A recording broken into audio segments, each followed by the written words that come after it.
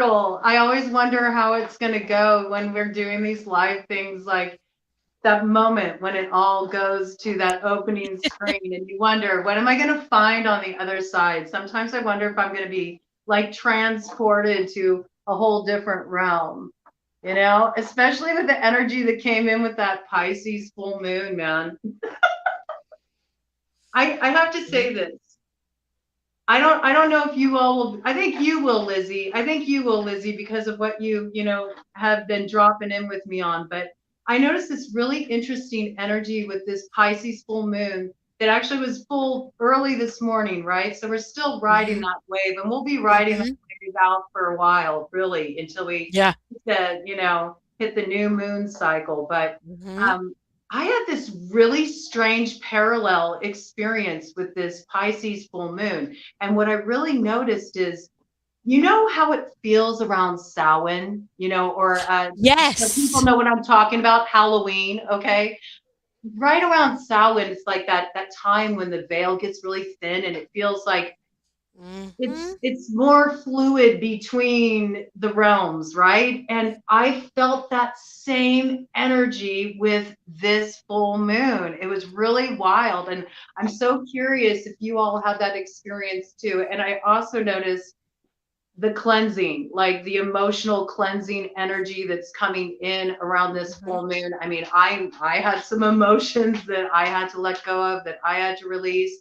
And it was very sweet, actually. It's like this energy of very much like giving over and bringing in sort of that cleansing, and that like wash anew is what I keep getting around, because we're really stepping into that fool's journey, that 0 point brand new cycle when we get to the other side of it. And so I'm curious, just before we dive into tonight and what we're going to be doing tonight, I'm curious what you all experienced with that.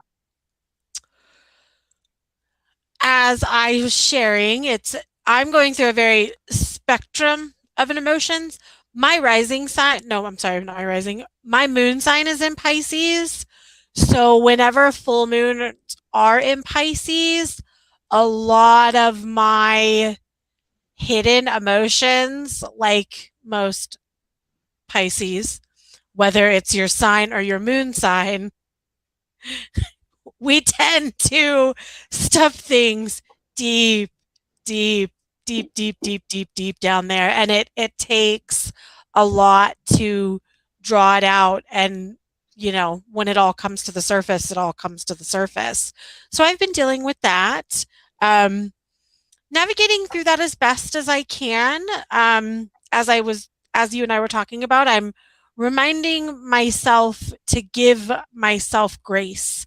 Because I think one of the things that, even whether you're a public metaphysical person or you just practice metaphysics and you're a spiritual person and it's completely solo and you're not, out, I think that we are really hard on ourselves when we get in these loops because of the toxic positivity culture, is, oh, these feelings are too heavy you're not, and it's like, no, these are feelings that need to happen. It goes in conjunction with shadow work, it's just another layer to the shadow work. And a lot of mine is grief around my familiar's unexpected passing 7 years ago, and navigating through that. If you have a familiar, not only is it devastating when your cherished pet dies, but when you have a magical, metaphysical connection with that being as well, the death it's earth-shattering, for lack of a better word. And I don't mean that to be dramatic. I mean that in all of the senses. It is earth-shattering because your magical counterpart, your furry-legged friend is gone. And they're just gone. Not Neffy. Neffy's still here. She's a strong-ass bitch. And she's like, oh, fuck. I am not going anywhere. So she is very much here, but it's definitely not the same. And it was unexpected. It was very sudden. I still don't know why she died, and it just really sucked. And the circumstances around it were bittersweet for people that know my story. So Mm-hmm. I am thankful for her death because it was the catalyst to here now where I am and the beauty that is my life now. But it was the worst thing that was beautiful. Mm-hmm. And Mm-hmm. that's so, I'm navigating that. I'm still going to do my ritual tonight. Once we all disconnect, I am going to be doing my private ritual on the patio and doing my stuff and yeah. So no. So yeah, that's it. That's all I got. Oh, well, lots of love and comfort to you as you hold space for that. It's yeah, it's a lot, it's a lot when you have to let them go for sure. They become a part of you, a part of your life, and they're allies to us, so it's a difficult transition for sure. It really is.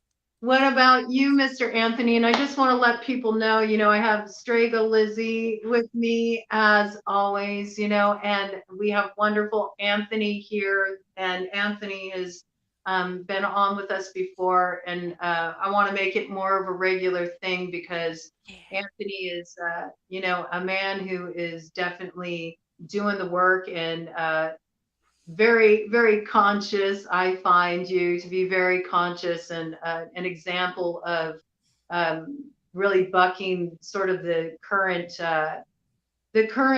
standard of masculinity. This dogma, this like programmed shit that we're doing the work to unravel and unlearn and overcome and creating spaces where men can start bringing their selves forward, and really being able to be in their heart and feel empowered when they do need to like reach out and share their emotions or get support, things of this nature. And I feel like you're really a very like beautiful example of that, of a man who's very much like in his strength and doing the work to consciously grow and love having your voice in the mix. I think it's so important, for people to have a wide, broad view of things, and I can bring in a different perspective that a woman can't necessarily bring in, just like on the real. So I really appreciate you being here. And Anthony is the one who also came up with the topic for tonight's collective reading that we are going to be doing. I'm going to let him explain that, but I just wanted to introduce you first, Anthony, and share what the moon was like for you, and then maybe just kind of segue for everybody into what inspired you to come up with this topic of the path with heart and discussing growth and relationships. Well, in today's current society, I see a lot of people who don't really understand the functionality of relationships and how people are in a root chakra based type of energy where everything is either some form of like a physical attachment, um, kind of like a primal energy type of. So being in that type of energy, it makes it that there's not much creativity when it comes to, being like in relationships. It's more like, oh, we go here, we do this, and we do that. There are relationships where people are doing the creative stuff, but from what I've seen, it tends to be people that either have a older mindset or are older people. The younger crowd, from what I've noticed, tends to be more so on, you know, the material part of things, like, nightclubs, you know, uh, raves. I'm not saying those things are bad, but when you do them in excess and you live in that particular energy in excess, there's no transition to put you into a better relationship, I would say, because you're staying in that energy, and when that energy is done with the person that you're with, you tend to go move on to the next person. So people are having the same type of relationships over and over and over, and they're not healing from or learning the lessons from their previous relationships, and they're just repeating the same cycle over and over. So, I mean, for me personally, I've tried to look at previous relationships and looked at things that I've, done right and things that I've done wrong. Um, and I'm always a proponent of telling people that, I'm not perfect. I don't claim to be perfect, and I never will. We all make mistakes as humans, but the person that can admit that they're wrong and say they're sorry is a lot stronger than the person who can't admit any type of wrongdoing and pretend like they did nothing wrong and just continue on, the same repetitive cycle. So I feel that it's something that is going to continue to evolve over time, because I see there are some young people who have that mindset of they want to be in a different type of relationship that's, fun, creative, the next type of energy, which would be the sacral chakra above the root chakra. So um, that's for people who don't know Reiki, but that particular energy is actually a sexual energy as well, but it's not so primal. It's not like, I don't want to say it like physical, raw, like when you live in a root based chakra type energy, it's very, what's the word I want to use? It's very like animalistic, if that makes sense. Like an Because instant gratification kind of energy. well, that would be a perfect, yeah, instant gratification.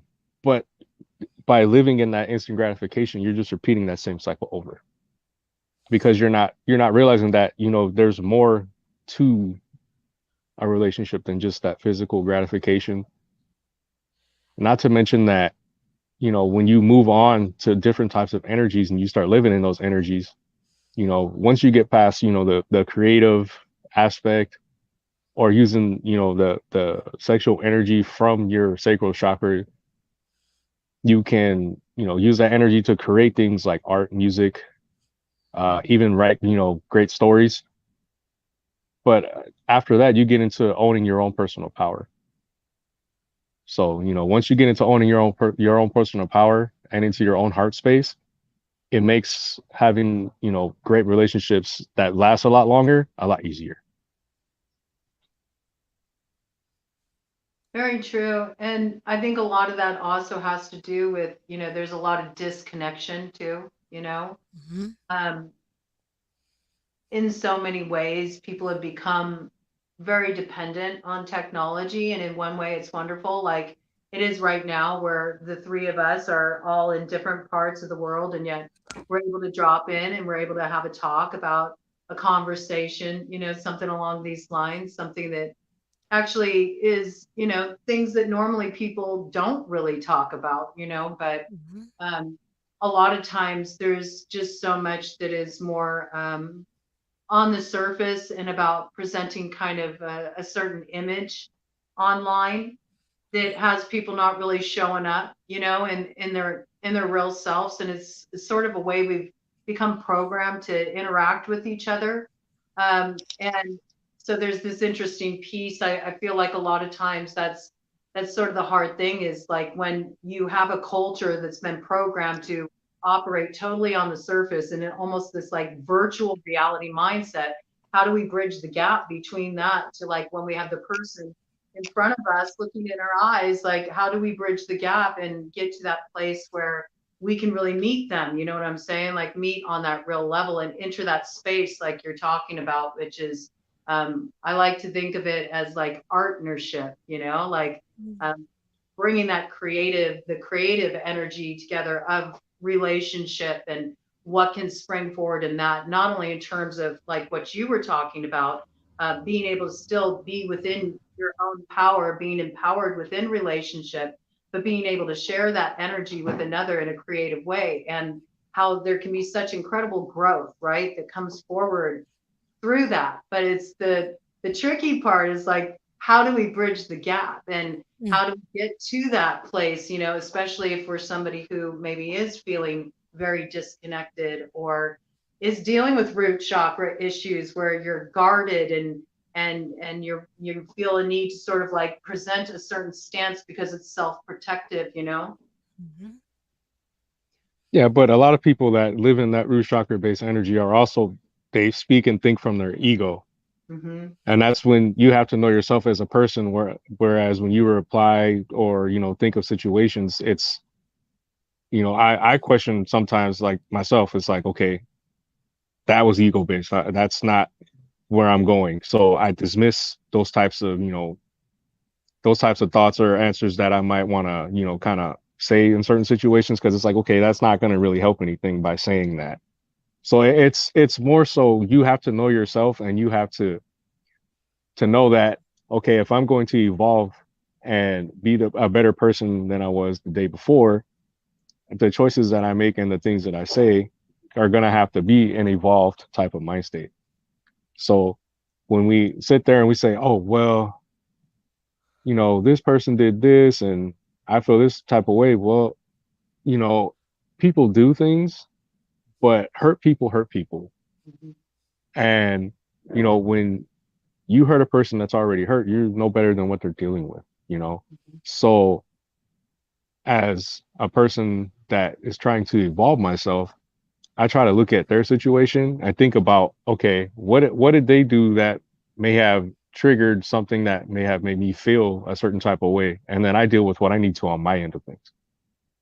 Because people can do things to you that's offensive all the time, you know, but at the same time, if they're bringing up something that makes you feel a certain type of way, and it's from something that happened in your past, may it be 5, 10, 15, 20 years ago, however long ago it was, you have to figure out how to not make yourself feel like that, even though it's the minusculest little thing that they did. So it's a lot of conscious work, like, and people, you know, some people don't want to go through the process. It's just easier to keep repeating the same cycle over and over. But I mean, I don't know. I'm kind of done running around on the hamster wheel, and I have been for a while. So Mm-hmm. Mm-hmm. Yeah, I mean it's a lot of work to first of all not project, right? Like not and also not to personalize. You know, it goes both ways, right? You know, just because somebody's projecting something, you know, that you're interpreting, right, a certain way and taking yeah, on a certain way because it's running through your programming and your shit and the places where you've been wounded or you have your trauma, you know, and then you personalize what they say and run it through that filter and kind of take it on as your own and define meaning to it. So yeah, it's a lot to like be accountable for that whole process. Like first of all, like what we choose to take on and identify with, and that's it's interesting that you brought that piece in because that's something I've been working a lot with over the past couple of years. It's really like this non-attachment, you know, just staying in my own experience and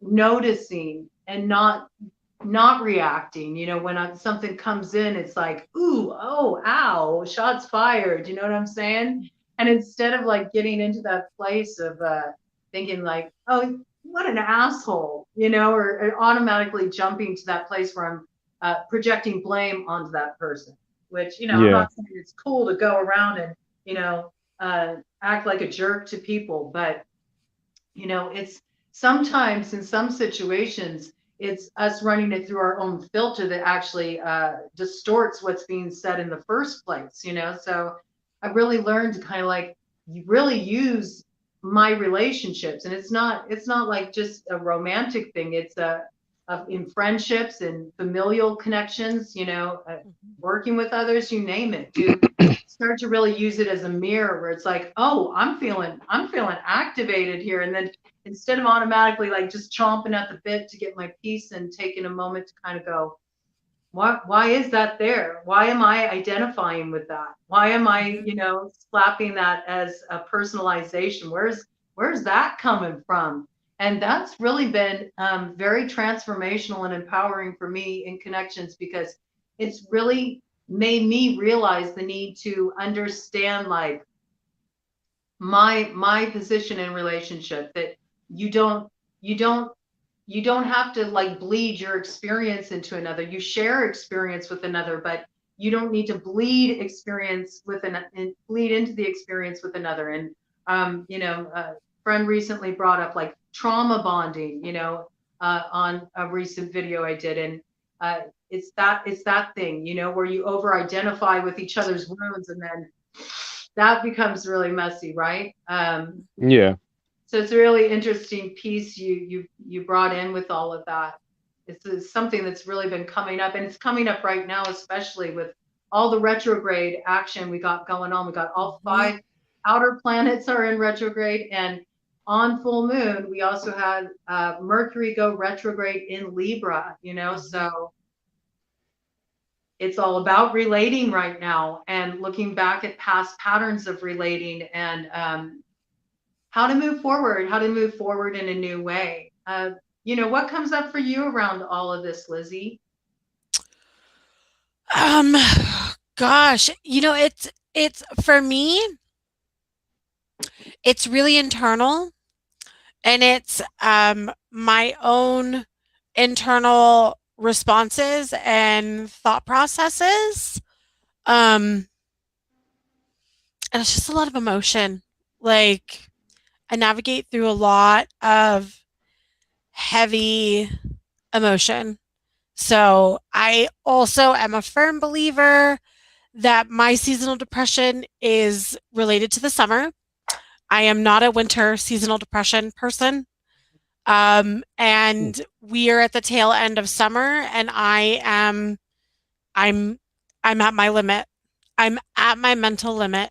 And so for me, that means a lot of inwardness and isolation, because it's easier for me to deal with my own and have the current structures of space where I can go and have the space and not be so like my anxious attachment comes through as well. And so of course I don't want to come across as, being very vulnerable or, any of that stuff. So I have to navigate through that. It's just a lot of it's a lot of my own stuff, you know. And it's it's difficult to navigate through some days. Some days are super easier and some days are not. It's what I've been talking a lot about in therapy right now, is just that, it's very overwhelming. Right now, things are very overwhelming for me. And it's very heavy and it's very hard and it's very difficult. So I am just being as patient as I can with myself. Please don't reach out to me and be like, "Are you okay?" Yes, I'm fine. I'm fine. I am working through it on my own because I am not in a space yet where I can be vulnerable with other people and feel safe sharing that with other people. It is nothing against anybody. It is an issue I have with safety, and it is an issue that I have to work through. So before anybody is in my inbox being like, "I'm here if you need to talk," I am so aware.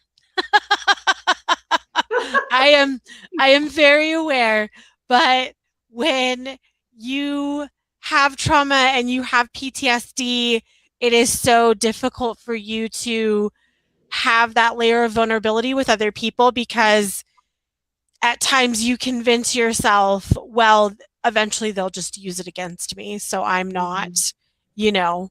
And then it's like, whoa, well, where the fuck did that come from? Oh, because that's what I know. So, this year for me right now, that's why that's why I've shared with people. I've taken a big step back away from my page, from sharing that, because this year my focus has been on as Anthony said, the root. Where are my roots? Where did I get these patterns? How is this affecting me? And this year, as I shared with you earlier, it's been a little bit more difficult to navigate, but there's also been a lot of releasing of stuff. So, and I've got fucking depression, people. Like, I have mental illness. Sorry, not sorry. Like, I don't, I have depression, and I've never hid that from anybody. And I've been very vocal about my mental illness and my PTSD. And that's just, when you have those diagnoses, you got to work through it. I can't take medication. I have a heart condition, so I can't take any medication, and I just gotta work through it. But I appreciate everybody. Anybody that's getting ready to reach out to me right now to be like, "Are you okay?" Yes. Again, I'm fine. I don't mean to sound rude or condescending, but some shit a girl's got to work through herself and just get through it. I have a therapist. We meet twice a month. And this is why I have a therapist and we meet twice a month. So that way I'm not trauma bonding, because I don't want to trauma bond. And I was noticing that cycle within myself of, oh, the only bonds I'm making are ones of, you show me my pain and I'll show you, show me yours and I'll show you mine. I don't want to do that. I don't want to do that. I want to have relationships regardless of whether they're work, familial, friendship, or romantic, to be not associated in what hurt us or how we got to the hurt that we're at right now. I don't. No, thank you. I'm not in, no. But other than that, my life is really great right now. And that's the weird juxtaposition, is that I've got this really awesome life. My muggle job is amazing. I am getting ready to move into this really kick-ass new apartment. And there's just, but that's the yin and the yang. That's why nobody can see. But I have my little cloths. I have my white cloth and my black cloth, and I laid them out on my desk so they could see, so they could be the yin and the yang. You can't have light without the dark, and you can't have dark without the light. So, yeah. So I've been navigating these waters as best as I can. Well, and I love it too, because it's like the visualization that comes in for me so often is that Ace of Cups energy, right? Yes. And how love begins first, with love first begins with us. It begins at home, and sometimes people think that sounds kind of cheesy. You know what I'm saying? It's so not, though. But it's the truth.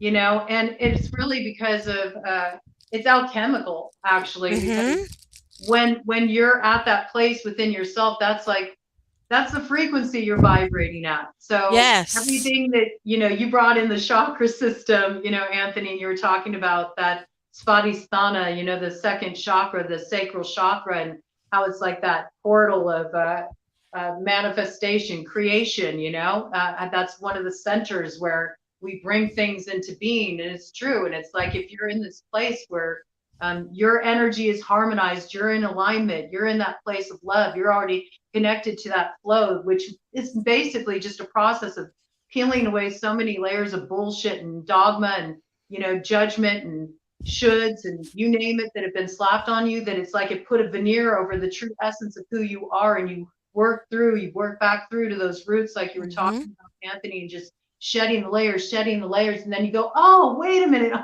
I get it. Like, what I've been looking for, it's been here all along. I'm love, And then once you're in that space, then it's that naturally reverberates out from you. You start to create that. You start creating everything that is like love into being in your life. But before that, it's sort of this place of, you have to encounter everything that's not like love, to get to that like the owl with the Tootsie Pop, you know, how many licks does it take? You know, and most of us have taken a licking and we keep on ticking, right? But Yep. and it takes time to get down to that ticker inside, and it's a bit like that Tin Man's journey, you know, in the Wizard of Oz. But we realized in the end, like, I had a heart all along, man. I just somehow got disconnected Yes. from it. I lost my way, you know.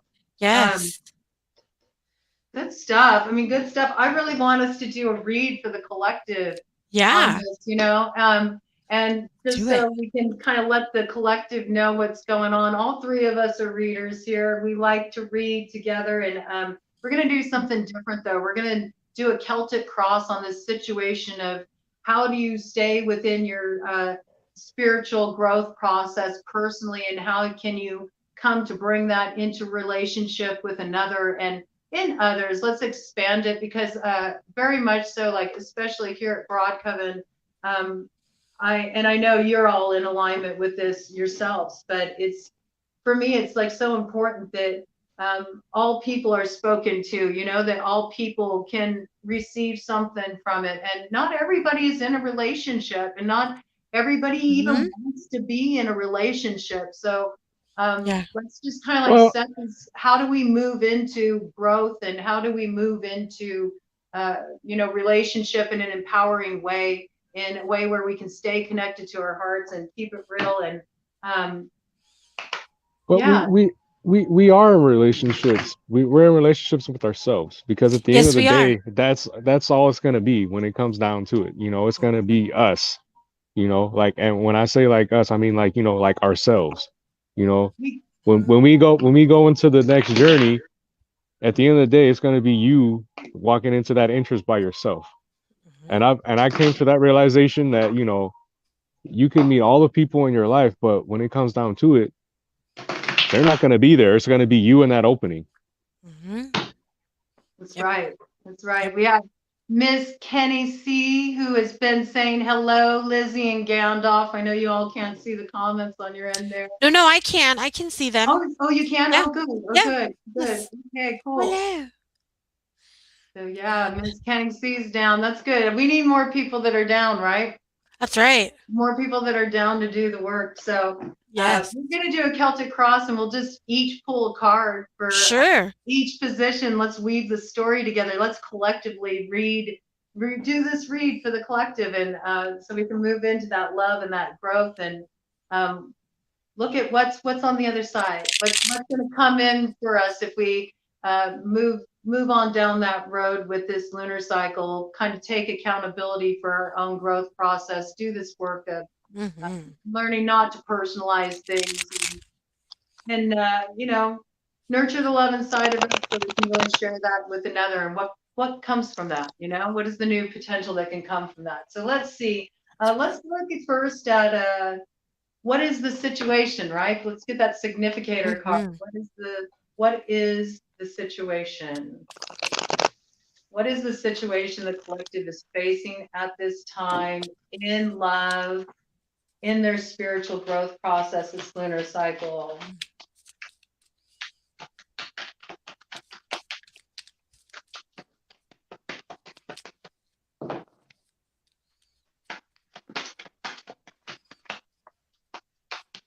I feel like a lot of the collective right now, when I'm just getting in right off the bat, a lot of the collective right now is sort of in a place of just not even knowing where to start.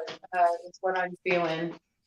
And just as I said that, I had the Lovers fly out in the reverse. Okay. So I'm kind of picking up that, like, right now everybody is feeling a little in their own emotional process, and so even the thought of kind of like having to bring that forward with another right now feels like a kind of touchy territory, you know. I'm almost picking up an energy that there's a lot in the collective that's feeling like it's the last thing on their minds, this like focus on love. I got the Four Swords. Now, the way I see this card, now hold on, it's in the reverse. Okay. But the fact that it's in the reverse, check out the description on this.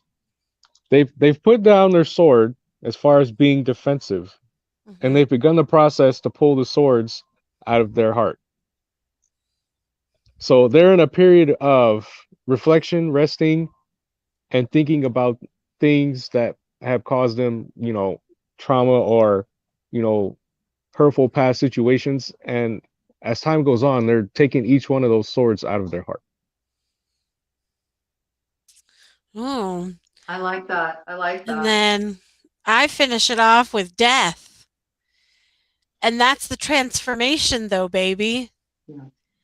That's, we are waiting on the death of a lot of our reservations, a lot of our misgivings. And I think, Ms. Kinney, it is scary out there, regardless of your sexual preference, your gender. It's fucking scary out here to date. Dating is not what it was 10 years ago, 15 years ago, 20 years ago, 30 years ago for some folks. It's very different. There is a lot more hurt out there, and there are some people who have not Went through the process. exactly.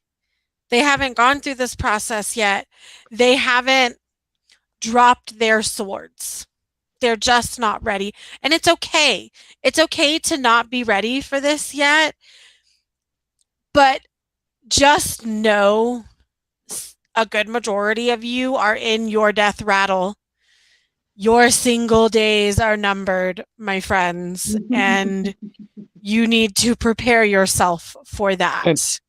and it's funny you pulled that card because when Shannon was asking about how you felt during the full moon, for me, like I felt like this is kind of the tail end of the transition for me, as far as I've been going through the process since like the beginning of this year of looking at how I am with and my relationships with my family, my kids, and just even work.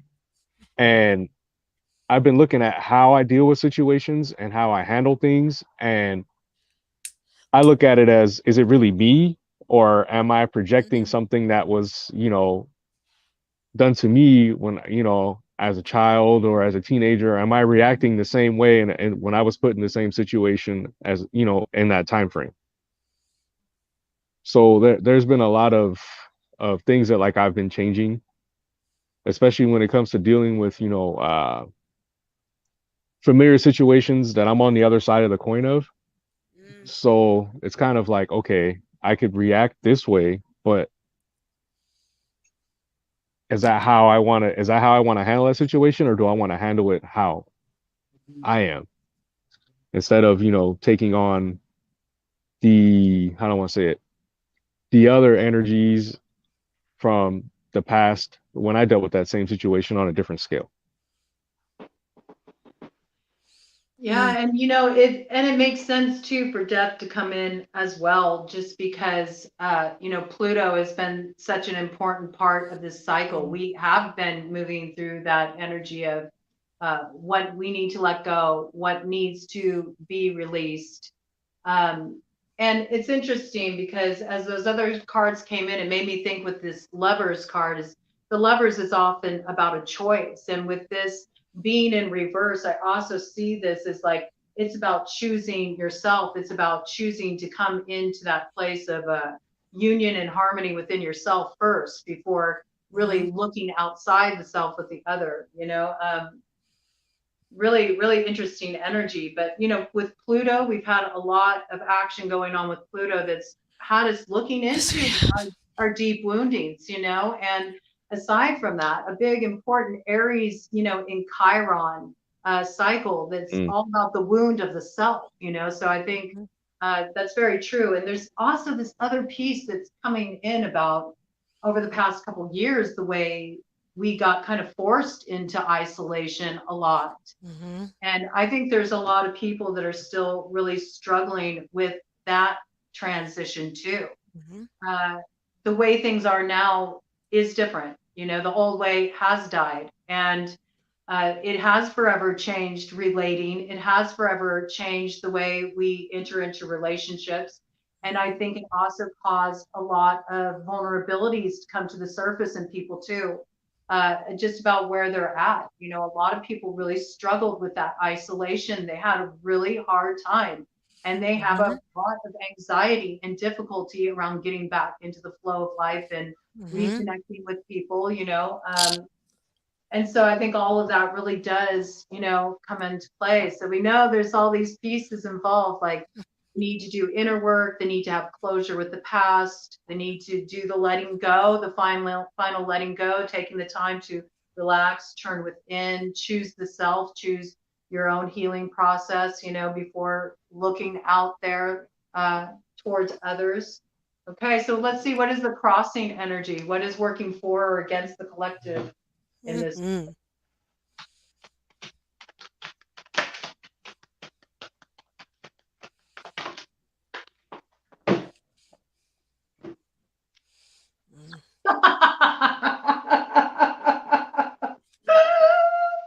I got the Wheel of Fortune. And I just heard the wheel in the sky keeps turning. I don't know where I'll be tomorrow. You know, it's that my favorite. It's that wheel of karma, you know. But you don't get to move forward until the karmic cycle is complete. And that's really what we're doing right now. We're wrapping up a long karmic cycle. And it really feels to me, you know, what my download has been is it's really wrapping up a karmic cycle that was kicked off way back when the Pluto first began. Okay. And we can trace that all the way back to, you know, 2010. So I feel like really closing a major karmic cycle here. And it's all of us. And this is something that's been coming up for me for a long time, just in, you know, tarot land, is, you know, you always hear people talking about divine feminine and then, or divine masculine, and then karmics, the karmics. I can't stand this talk because it's so divisory. It really bugs me. The reality is we're all karmic. If you weren't karmic, like, you wouldn't even fucking be here, because you would have transcended the need to even be in a physical body. We all got our stuff. We all got our healing work to do. We all need to take accountability for that, responsibility for that. And I really feel like what's coming in here is sort of like, you talked about that Four of Swords, Anthony, with your initial pull on the situation. And I think this is like, you know, the hand of fate coming down saying, you're going to have to ride this shit out, because the karmic cycle needs to be completed before we move forward. But know that completing this cycle brings blessing, you know. Now, it all depends on what side you're on. If you're somebody who has been really moving unconsciously in relationship, and if you've been acting out of your wounds and you've been causing collateral damage, you know, that view on the other side of that, you know, Wheel of Fortune, it's not so fun to roll under the wheel now, is it? You know, and it's sort of like, some people are going to be reckoning with these things. It's just a natural part of this cycle, but it's for a cleansing. We know one way or another things are moving, whether you're learning your lessons through, you know, the school of hard knocks, or whether you're actually coming to the upward, you know, turn of that wheel, because you realized that you had healing work to do when you dealt with your relationship challenges, and you pulled that energy into yourself and chose to come into that place of alignment within yourself and take accountability.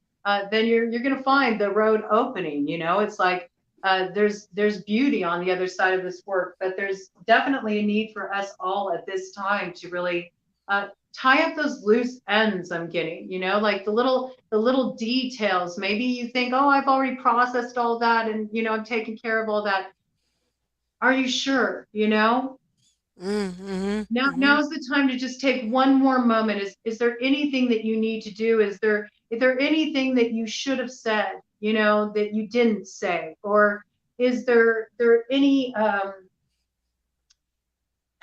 I don't want to use this word, but it's the word that's coming through, and so I can't block the channel. Is there any need for atonement?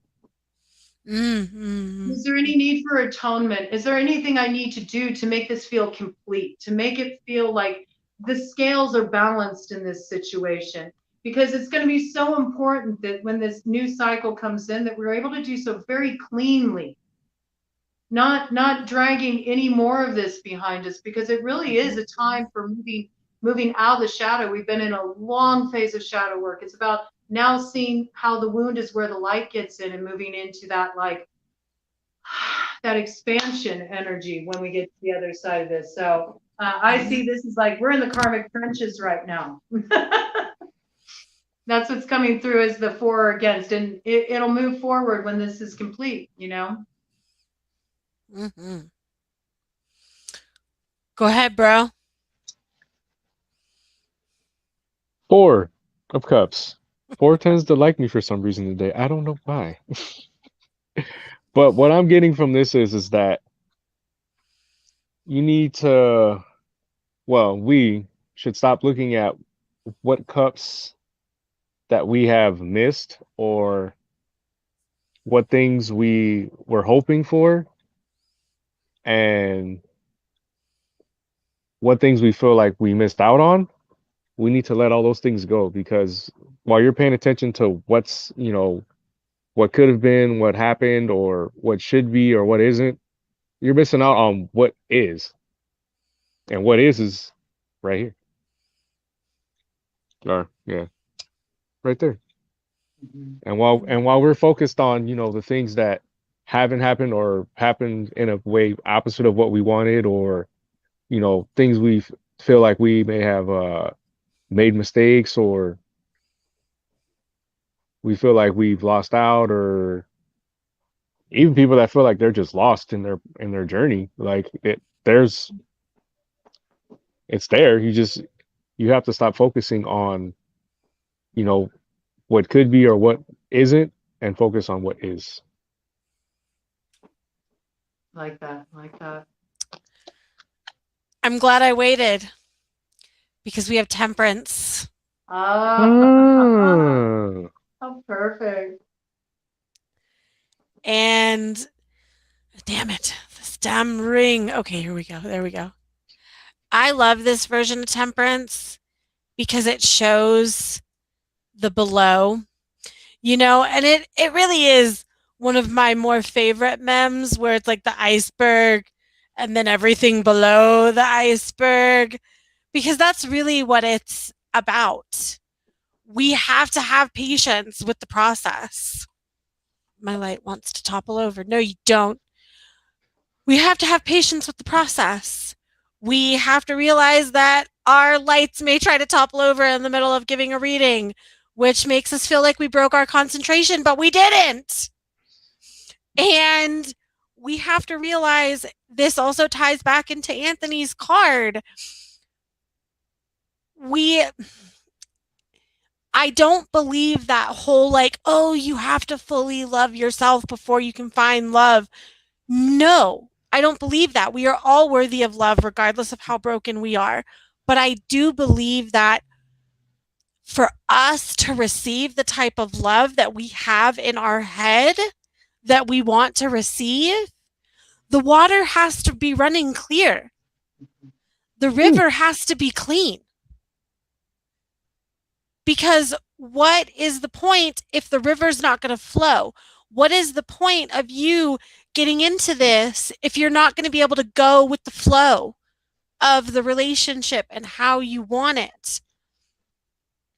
How are you going to, and again, how are you going to know if you're still in murky waters and you're still looking at things through the lens of your trauma? And this is to the people that, hi, I'm with you on this one. Okay, we're going to talk us. Okay, trauma to trauma people. Look, I know it's really scary to think that we're going to put ourselves out in a position to where we're going to be really vulnerable and we're going to be open to certain things. And then that means, well, that's just history is going to repeat itself. This ties back into what my brother's whole point of this was. No. Mm-mm. That's exactly. Mm-mm. That's not the point. That's not the point. The point is we're not going to be attracting the same things that we were attracting before. Again, our waters have to run clear. We have to be a little bit more patient with ourselves. Something else about me is if you're just tuning in, I am pagan. I work with deities. My deities are Hades and Persephone. I am my father's daughter. I am tired. The summer kills me. My mother is here. I love my mother. I love my mother, Persephone, being earthbound. But do you want to know what I love even more? When she descends back to the underworld to go home to be with my dad. And there's reunification. And I'm tired. I'm tired that she's on earth. I'm tired that my parents are separated. I want her to go home. I want her to be with my father. I want the cycle to continue. I want the cycle to continue and flow as it should. But that is, I have to wait. We have to wait. My father has to wait. My mother has to wait. We have to wait. And it's not time for her to go home yet. Sucks. I know. But it's not time. And that's all. Thank you. Thank you for coming to my TED Talk. Now, when you said the water has to be clear, Yes. that I've always thought that, the best kind of relationship is one where you're transparent. And when you can and when you can be transparent with yourself and you can be transparent with your partner, you don't have to worry about anything as far as, oh, well, maybe they might do this like the last person, or maybe this might happen. If you're looking through everything and it's crystal clear, you shouldn't have any worries. That is such a key point, man, because I think that that's the biggest problem in relationship is lack of transparency. What causes so many problems in relationships is that people do not communicate honestly and transparently about where they're at, what they desire, what they're looking to create within relationship. And this causes serious problems. Sometimes people will just tell the other person what they think they want to hear because they want to have a smooth relationship, even if it is based on artifice. Some people know that here's a kind of like sketchy area. Okay, this is some shadow stuff. Some people just go with the status quo while keeping hidden their true intentions. The fact that a good example of this is somebody who is maybe more bent to a polyamorous lifestyle, and yet they make a commitment to a person and they say, okay, you're my person, like we're building together, we're in relationship with each other. Meanwhile, they're out cheating, fooling around on that person. It causes a lot of pain, it causes a lot of damage. Is the problem that the person is polyamorous and that they desire multiple partners? Absolutely not. The problem is that there's the lack of honesty, the lack of That part right authenticity, the there. lack of transparency, and being like, hey, this is who I am, and I'm really drawn to you, and I feel a deep connection with you, and I would like to explore romantic relationship with you, and are you open to this? But the problem is that since that's hidden, it's a form of manipulation, and then there's no way for the person to even say if they're on board with that or not, and it's actually not what they agreed to. So there's all these ways that maybe people think that they aren't causing the kind of damage that they really are in relationship either. And that piece about the honesty and the transparency, it's not only being honest and transparent with the people that we're involved with, but also with ourselves to understand our true motives when we withhold these kind of things, within relationship. This level of sharing, which is where you really do get into the wounding. Because what do you fear? Like if I show somebody who I am, they might reject me. They might not approve of what I'm doing. I'm going to lose that person in my life, right? So it's like people start to put themselves in these neat little borders that will apply to each situation. Kind of like you were talking about, Anthony, slowly they start to lose contact with like their true essence, who they are, because they got so used to, operating at a superficial level. Yeah, but by doing that, you're doing a disjustice to yourself, because when you actually accept your true self, 100% who you are, there's nobody that can be you except for you. So when you go around pretending to be something that you're not, you're really doing just a disservice to yourself, not only to the person that you are with. Absolutely. Yep. Absolutely. And it's like Danielle's saying here, you never have authentic love, freedom without the truth. And that's because love at its core is freedom. You know, it's freedom to be who you are, you know, and also the freedom to let others be who they are too, you know? And that's the part we often miss, right? The freedom to Yes. let others be who they are too. It's like it's so essential, right? Well, So I've essential. Oh, always I've always explained this to people that, you know, when you meet people, they have their own way of life, right? They have their own energy. And the second that you get into a relationship, if that person doesn't continue kind of doing what they were doing before, the energy that you were attracted to is eventually going to change. And that's why people end up not staying in a relationship, because that energy that they were attracted to goes away because they do a lot of, oh, I got to do everything that, you know, this person does. So they're going here, I'm going there with them. I've always believed that in the most perfect ideal relationship would be like you and your partner being able to go to a museum, right? You like paintings, they like sculptures. You can go check out paintings, they can go check out sculptures, and then you guys can meet up later and point out things that you guys liked, but at the same time, you're still doing those things that you like separately, and then you're sharing what you like after the fact. yeah, I think it's important to never lose touch with, you know, that your personal growth. Individuality. Yeah. Your individuality, your personal growth within relationship, you know, not being in that place of enmeshment.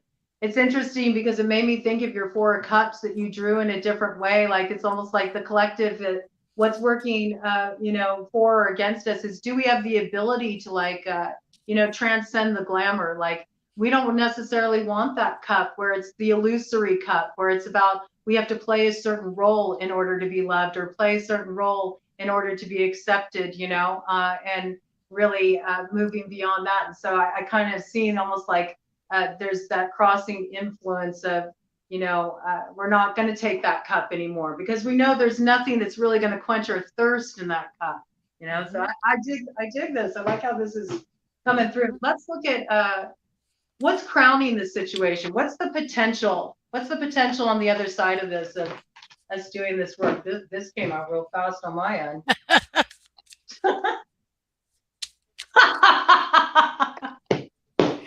I picked up where Anthony came in the last time, Four of Swords. It's like you just got to trust, you know? That's what I'm really getting. You got to just let go and trust. You know, this is one of those cases where it's like you do the work for the sake of the work. You do the work for the sake of the work, and it's like what comes through that is just the manifestation of doing the work. And you're not meant to know that right now. It's everything is in the leap kind of energy I'm getting with that. You know, it's everything is in the leap of faith that you know, when I invest in my growth, when I invest in where there's growth, then everything flows effortlessly. So I really feel this is what's crowning the situation from my end, is this need to just trust, take the leap, focus on your personal growth and go where the growth is, and let go of the rest. Let it flow. It's the relinquishing of control, you know, moving into that free flow space. So I got judgment. Okay. And based off of this, the way I see it is that we have to trust our own judgments and receive whatever's coming with open arms and speak positive, you know, speak positive light on the things that we're receiving. I got Four of Inspiration. Now, I know that this looks like a collective right here, but this is not a physical collective. This is your spiritual collective. These are your guides. These are your deities. Wow. You need to tap in and ask. And I'm also getting, some of you need to ask your ancestors. Okay, hold on. Some of you need to ask your ancestors for help with your endeavors. Because now, for people that are like, I don't have a good relationship with my family. Okay, I get it. Samesies. I've been there, done that, did the work, did the healing. However, the group that I have now, my ancestral group that I have now, the ones that I work with, my spiritual group now, I would trust them to bring someone into my life. I would trust them explicitly. If I knew beyond a shadow of a doubt that my crew brought someone in, whether it be a job, a friend, or a relationship, or an opportunity. And I'm also getting an opportunity, because opportunities lead us to those chance encounters. Somebody needs to hear this right now. Don't say no to opportunities. Don't pull a little hermit crab, okay? I know there's a lot of us, going back to what Shannon was talking about earlier, with the isolation and being shut off, being essentially this whole COVID quarantine isolation stuff. Some of us have become much too comfortable with the solitary lifestyle we have led. And so we are not as apt to say yes to going out. And I am just as guilty. So I get it. It's more comfy and cozy being here with ourselves and our spirits and our creature comforts. Don't say no to opportunity. Don't say no to the people, places, and things that are supposed to be coming into your life right now. Thank you. All right. So, what is the foundation of the matter? What's the basis of the matter for the collective?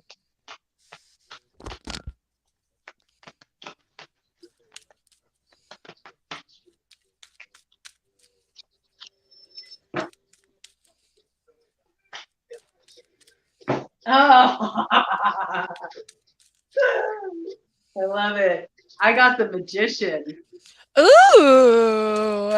So I'm getting a lot. I'm getting a lot of downloads for this. So first of all, big Aries energy, and Mars played an important role in what kicked off this lunar cycle, because the moon, that Virgo new moon, was square Mars. Okay, so like big Aries energy front and center. And the thing is if you work with the wild card Uranus energy, you actually can pull a rabbit out of the hat if you take the initiative.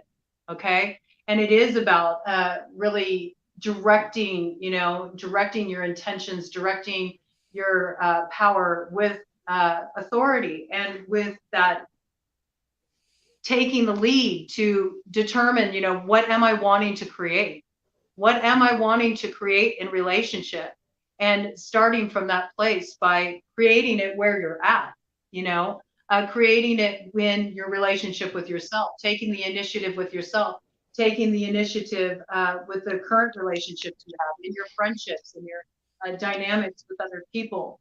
I also see it's kind of like feeds into that message that, you brought in, and also the Four of Swords, and the need to like let go and just like trust, take that leap. Everything's in the leap. That energy that was coming in, it's very much like saying like, yeah, take the initiative, like move into the flow of life. You don't have to recreate what you've had before. You can create from a new place of understanding, since you've been doing your integration work. Once you hold the space for what needs to be released, you do that letting go, you move on the other side, you got kind of a clean template. It's that Aries energy, it's the initiator, it's the starting point, it's the new beginning, it's the zero, starts the fool's journey. And then you actually like decide to take up that course of action, you decide to go on the new road, you choose the path with heart, and you say, okay, I'm going to take up my wand. Let's get to creating. It's all about that creative energy. It's about clearing out that sacral chakra, clearing out svadhisthana, and getting back into your creative center, getting back reconnected with your creative power, directing it to the kind of life you want, directing it toward the kind of relationships you want. Now, I also have to say, I have to bring it in because a lot of people miss this with the magician. But when the magician comes in matters of the heart and with the retrograde energy that we have going on right now, all right, sometimes this can be a relationship coming back from the brink where you thought this relationship is done and dusted. This is at the point of no return. And all of a sudden, new life is breathed into it. And it's like, holy shit. Now, what I see this as, with the basis of the matter, some of you, this Mercury retrograde is going to bring back around a relationship that you're actually meant to heal. And it's this willingness to trust yourself to be in a place of your personal empowerment, coming from a new place of relating where you're not acting out the old patterns. And there's a potential to transcend old ways of relating that caused this relationship actually to be a source of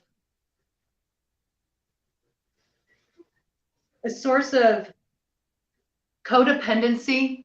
I'm getting this really strongly. It's about learning how to be more in that independent magician energy, where you're really owning your own energy and what you bring to the table in a relationship.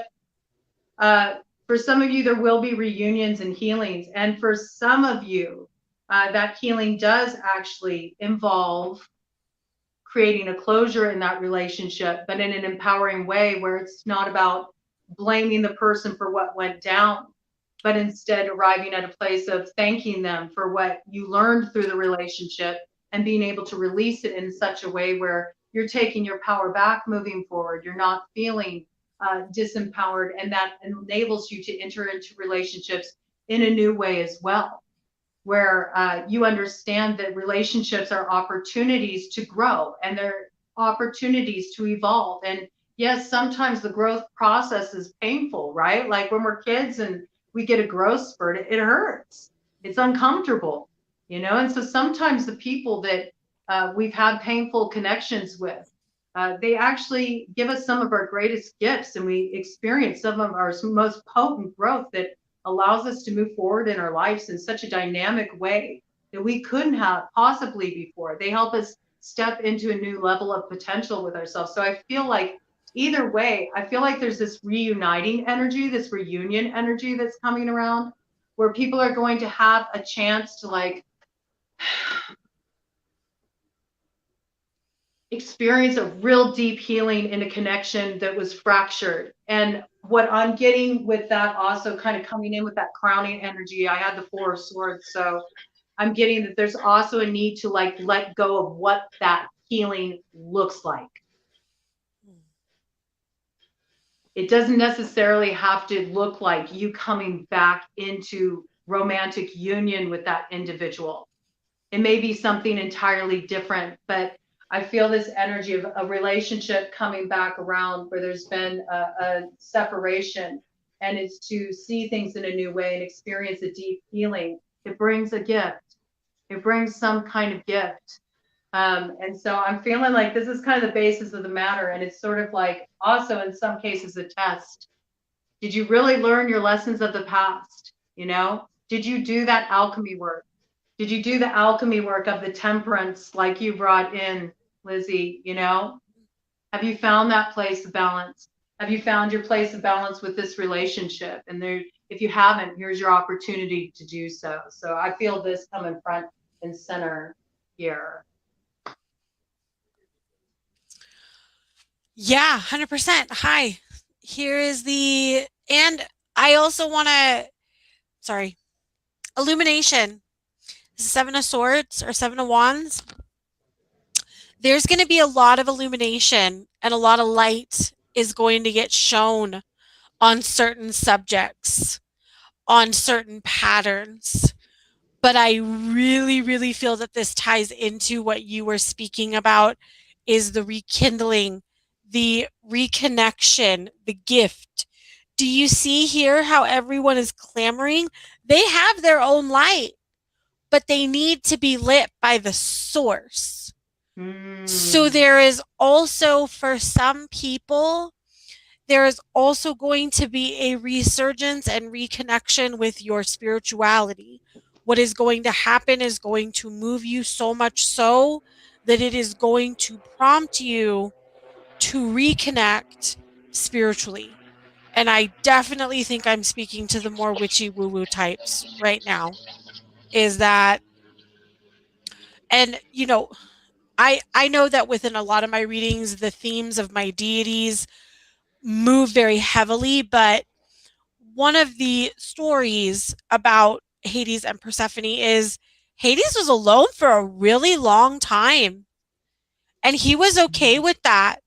He was a very solitary man, and he had his side piece Mint, and he was cool with that. Get a little aggression off, it's all right, get his little piece. And then, and then, and then Persephone. And all that went out the fucking window, and it illuminated for him everything that he was missing and everything that he didn't have within that one moment of seeing her in the sun and in the light. And that's what's coming for a lot of other people. And it was this resurgence, and he loved his realm more, and he loved the soul. He loved everything more. It was healing, and it goes back to that healing that Shannon was talking about, that irrevocable type of connection, that regardless of whether it's romantic or not, it is going to be very, very, very life-changing in all the wonderful ways. But you have to take it, again, kind of going back into the Four of Cups, you have to be willing to take it and not being like, well, it's not, it's not. No, doesn't matter. Doesn't matter. It is. It is. You just don't know it yet. There we go. Thank you. I got the Queen of Wands. I know, right? Just wand energy everywhere. Now, what I'm getting is that, collectively, we can't be afraid to ask for what we want. Okay, and if you look, you see that sunflower, right? Mm-hmm. How many sunflower seeds are just in one sunflower? A lot. Think of all the possibilities and things that could grow from if you planted all those little seeds. Oh, I love that. And Wow. the way I look at it is the wand is basically air because it's directional, right? A lot of people say it's fire, but I believe it's the wand is air because That's what we were it's taught. commanding. Well, look at it like this: when you hold a wand, what are you doing? You're directing, you're commanding. So don't be afraid to kind of plant what you want as far as the seeds that are in the sunflower and give them the direction that needs to be given with that wand, so you can have the things that you want to bring them in. But but if you look at her, she knows what she wants, and she's gonna confidently say that. Yes. So that's the energy and the place that we need to be in collectively. I love that you said that about the wand, because air element is all about like the inspiration. It's like the inception of the creative process. And it's like the wand energy, the wand comes from the fire association, is actually the fire, the will of the individual wielding the wand that, is working through it, directing it into that place of formlessness to go through its creative process of coming into form. I love how you brought that in. It's really cool. It's like a dope tie in, just showing us the way that we can wield our energy, take that initiative. There is this piece, right? There's like the need to kind of like hang consequences too. That's what I'm really getting from this read. Is it's like, um, yes, we're aware of the wound, we're aware of this stuff that's like held us back in the past, but there really is this need to like lay that down, like give it a rest, focus on the light that's building and the gifts that came out of that, step more into this kind of energy and trust, and give it over and connect with your spirituality, however you connect with that, whether it's with guides or whether it's with the Orisha or whether it's with, you know, angels or, whatever speaks to your soul, Hades, Persephone, so it really feels like, it's time to just like give it over in all ways. Give it over to your higher consciousness, just the willingness to release, let go, get back out there, take the initiative, wield your fire a bit, give it some direction, and even in giving it direction, right? Like still having that ability to let go and trust the way it takes form, takes the way that it comes into your life. And there is this like big piece about like the relinquishing of control. It's like the ocean, right? This Pisces full moon energy, the ocean is so vast, right? Like we can't control the sea. You can't control the sea. And so Mm-mm. this like energy is like at the forefront, it's like we're all just riding these waves, and it's sort of like trust where the current is carrying you. If you're fighting like a big current, and it's really moving you all over the place, you're rocking and rolling on that surf. If you try to, swim really hard against the surf, what's going to happen? You're going to fucking tire yourself out. You got to like at some point just like give yourself over, like open up to it, like float on your back, let it just carry you, and trust that as long as you're like you got your sights set, you've done your work, you've come into balance with yourself, and you direct your energy toward the essence of what you're calling in, that spiritual love connection, that place of feeling like, it's really a meeting of two souls, that are very much, in alignment within themselves, coming into alignment with each other, but from there it's like sort of like enjoy the ride, step into that flow of life again, enjoy, like put yourself out there, have the willingness to be open, and just see what comes in, see what experiences come forward. And man, that I love that visualization, Anthony, of the sunflower, like how beautiful that is. And it's so true. It's like so much potential, right? So much potential, and so many flowers to grow from all those scattered seeds too. Just so many beautiful things can come into bloom, right? Um, let's look at what we're leaving behind. What's presently passing. What is coming to its end, its conclusion? What are we being asked to close out? I got card flew right out there. I love how it all ties down. This is why I love the tarot, okay? Hello. Hello, Monelli. We got the Hermit here. This is what's passing. We're moving out of Hermit mode, okay? We've done our time, right?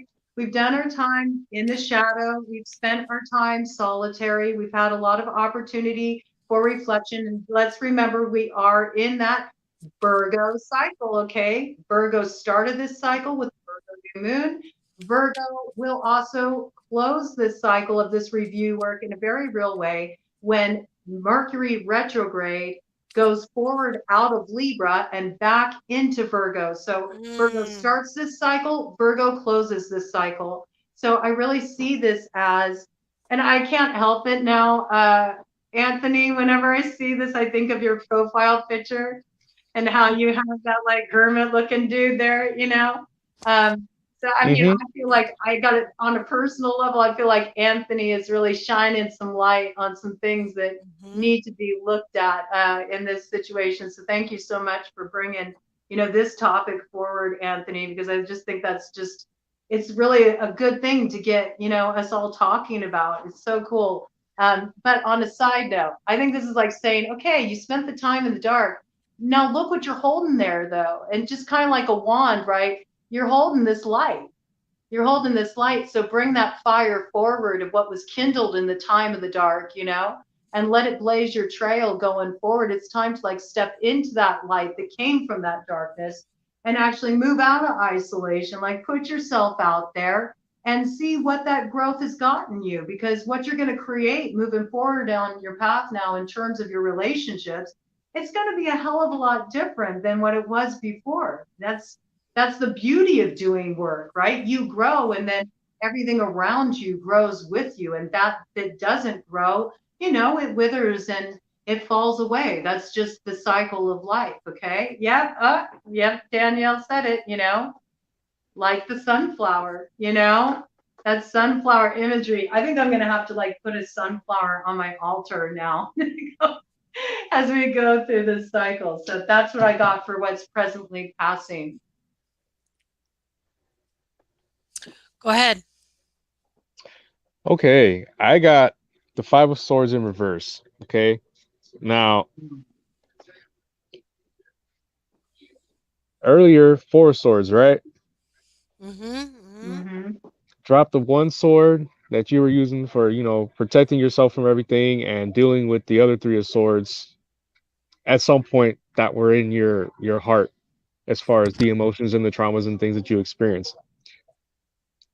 Now you've learned with that first sword that he's holding, right?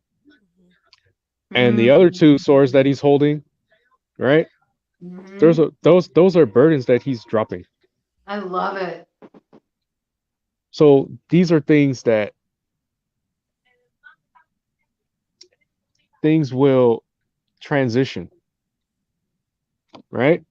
So we went from being in a place of not feeling ready or feeling we're not worthy to, you know what, I am worthy and I am ready. I just have to let go of the things that are burdens and let them go.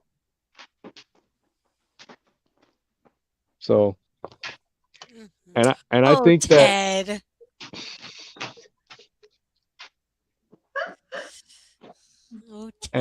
and I think that as time goes on, the collective is going to start evolving once we start dealing with the things that keep us on the hamster wheel. Once again, I'm very glad I decided to wait because I got the Nine of Voices. And I love this because do you see here this sleeping person? That's you. That's the collective right now. And here is Source preparing. See how it's color and it's flowing down from the heavens? Again, this is a push to one, be very mindful of what you want to bring in because you will bring that person in. You have a very wonderful opportunity to bring in the person of your dreams. Do you see here? Do you see how this person is sleeping and they're dreaming of this wonderful person of this? So you need to be mindful right now because yes, you are at a position to where you're really, like I said, really just going to be bringing in a lot and a lot of your manifestations. And this goes back to what you were talking about in the beginning, Shannon, how there are people whose karmic cycles are closing out from 2010. Some of us were talking 2008. Mhm. So you need to, sorry, the message for some people is go back to 2008. What did you do? What didn't you do? There's some of you. What didn't you do in 2008 that you should have done? Close that loop, my friends. Close this loop. Close the loop. Thank you. It's 2008. really funny because You I too? can't Yes. Yeah. I Yeah. I can't help it, but I always notice everything that's going on around me in a reading. You know, first Ted came barging in Right? here. And when you said be careful about what you're calling in, Ted went to his water and he was like slurping up his water really loudly and was just, he drank the whole bowl. And I heard, don't be so thirsty that you'll just take any cup. And it made me think of Anthony pulling that four of cups, you know, and the refusal of the cup, like, don't be so thirsty, collective, as you get back out there that you'll just take the first cup that comes your way, you know? I thought that that was really, really funny. So maybe there's something that ties into what you're saying there, Lizzie, about 2008. Maybe there's some way, like maybe there's some cup that comes back around that, you know, the first time that you know, were offered that cup, you sprung on it and took you for, you know, it took you for a bad ride into fuck shitville, you know, and now you're like on the other side of that, and that cup comes back around. Maybe you've been in isolation for a long time. Maybe you never got over that situation, or you still had some kind of attachment to that situation. It's like, don't be so thirsty, you know, that you just take anything that comes your way, you know, like a being in that place of resonance. It's just funny. Ted was just like slurping up the water, right? Be careful what you call in. Don't be so thirsty, you know?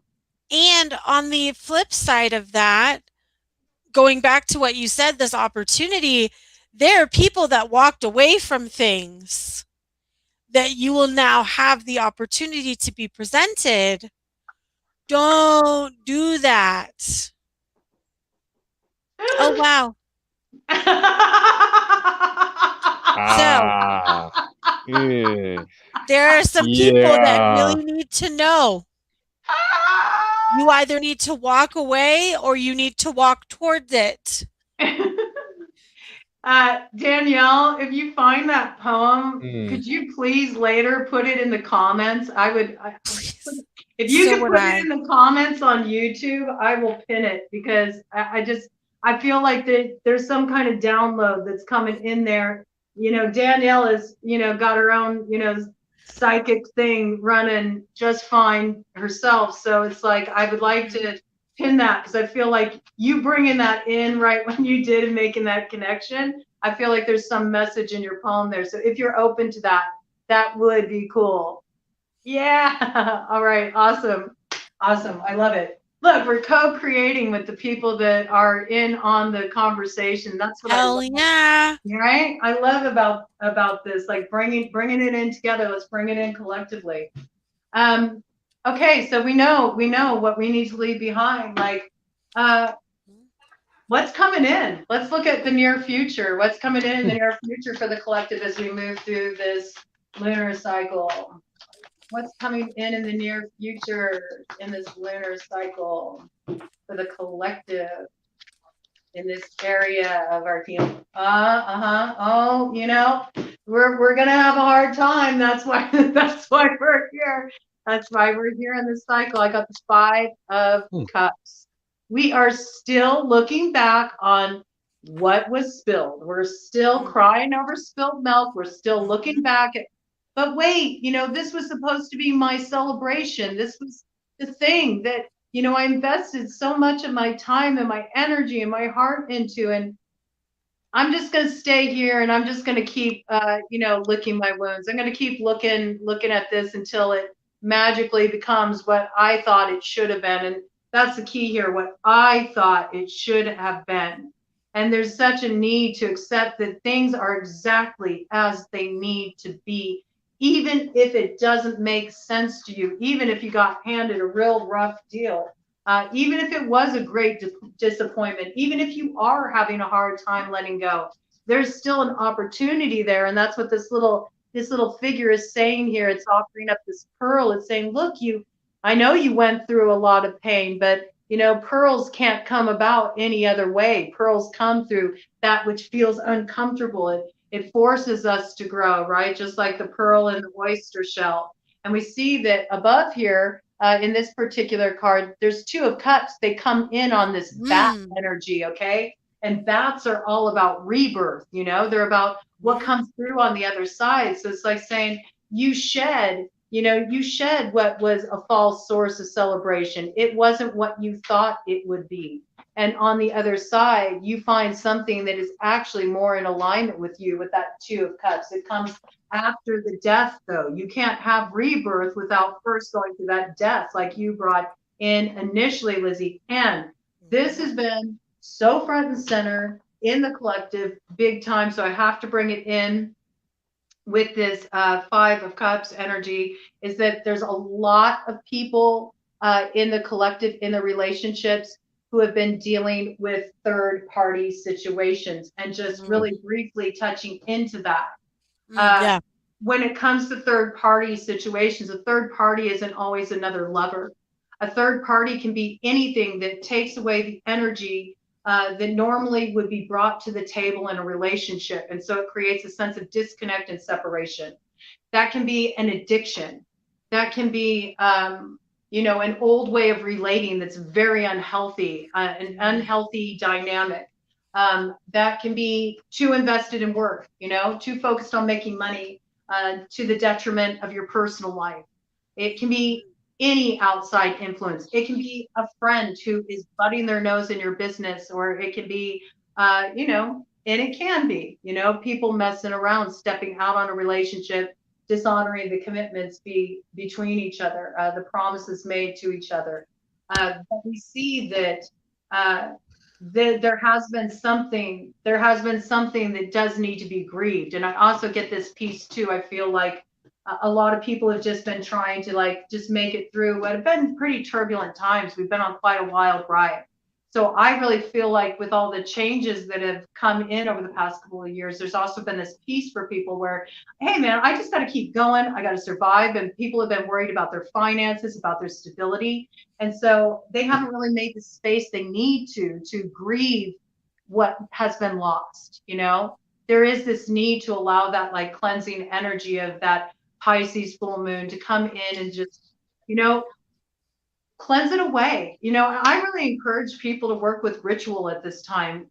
Give those experiences, maybe even in cases where you don't have a chance to actually talk to the person, or maybe it's not appropriate, maybe it was an abusive situation. Maybe there is a reason why it's better to keep your distance.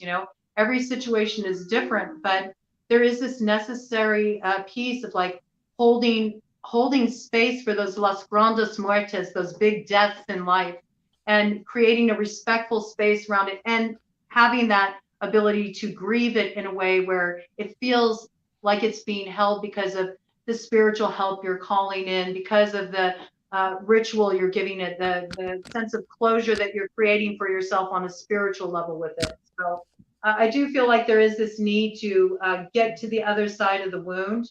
And to do that, you might need to create closure for yourself, because, you can't always get closure with another person. You can't. And there does come a point sometimes where you have to create closure for yourself. And how can you do that?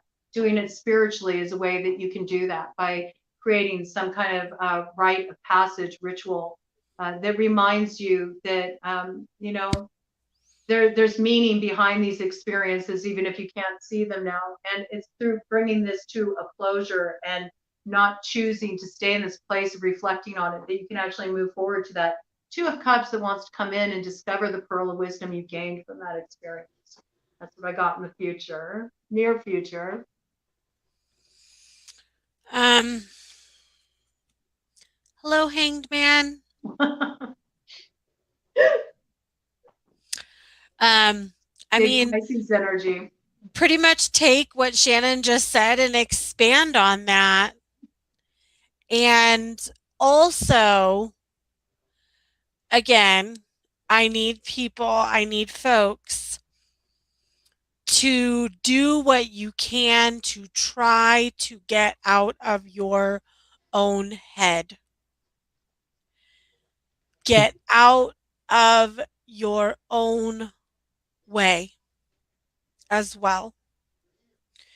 Because you are one of the things that are putting up the roadblocks. And there are some people, in this message does need to be communicated to some people.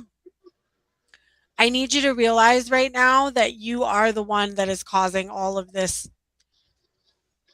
heartache. I've said it before, and I'll say it again.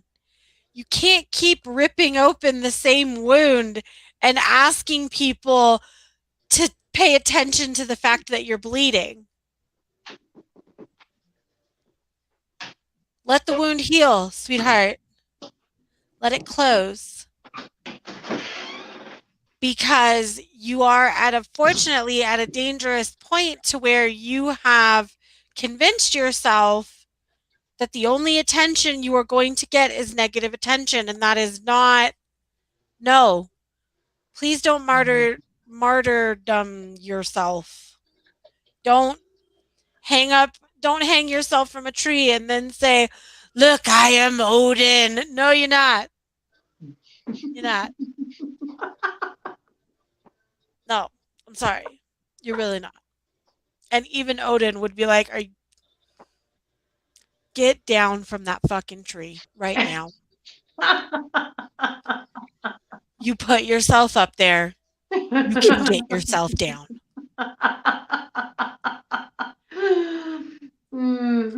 Thank you.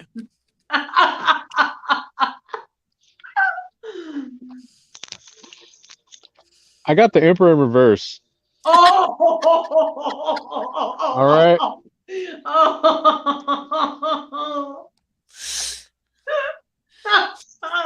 Now, we as a collective need to stop trying to control everything and control ourselves, and control what we can control. You can't control other people, what they do, their lives or their situations. You can only control your own life and your own situation. And that's where we need to be at. And once we can control ourselves, the emperor will turn back around. But as of right now, are not in we're not in the right mind frame. We feel like we have to tell our person or tell our job or tell what other party that we're dealing with how and what to do. We have to get in the space of, you know what? I'm going to do what I do. You do what you do, and we'll go from there. That's the mindset we need to be in, because that's kind of going, like you were saying, going with the current of the ocean, which is basically what a fish would do, which is what Pisces is. They go with the current. They're not going to swim against it. I'm not. I mean, as a Cancerian, I can tell you right now, the tide picks up, I'm just gonna jump right in my shell and let my shell just kind of go with the tide. I'm not gonna be trying to get sucked out my shell by the ocean current and be stuck in the water drowning. I'm good on that. I'm gonna hide out and let the ocean do what it does, and then when everything calms down, I'm gonna pop out and be like, "Hey, how you doing?" I love that. I love that. All right. So, how is this future going to evolve? How will this future evolve? What is it going to look like? How will the future develop? What are some more developments coming into this future picture for the collective in the love and spiritual growth department? Oh, I got a couple. Whoa. I got two. Okay. Oh my gosh. No, I got more than two. Oh my gosh. Okay. All right. Okay. Okay. So we got, and again, I got this third party dynamic. Okay. So take third party as it speaks to you and your situation. For some of you, you have been dealing with like multiple partner dynamics, and that's not what you want. You want one on one. I just want to be with my person. In some way, there's been some disconnect here. Some of you have been in situations where the third element is an addiction. Some of you are in situations where it's been an unhealthy pattern of relating. It's been an attachment to a trauma. It's been uh, an unhealthy connection from outside. It's been infiltrating the relationship, causing dissension, gossiping, meddling. Okay. Either way, I see you all moving away from this energy. We got the Six of Swords to the Three of Cups. Okay. Okay. And where in the Five of Cups, these three cups were on the bottom spilled. Moving away from this energy is what brings celebration. If you know something's not for you, if it caused you disappointment, if it doesn't offer you what you need to quench your thirst, why are you going to continue to sit there and looking at what was spilled? You didn't even want what was in that cup in the first place. And it's kind of a way you've played a trick on yourself to be so attached, so attached to that. And it's by bringing this to completion with the world that you get that pearl of wisdom to carry forward. And the world bringing closure always promises success.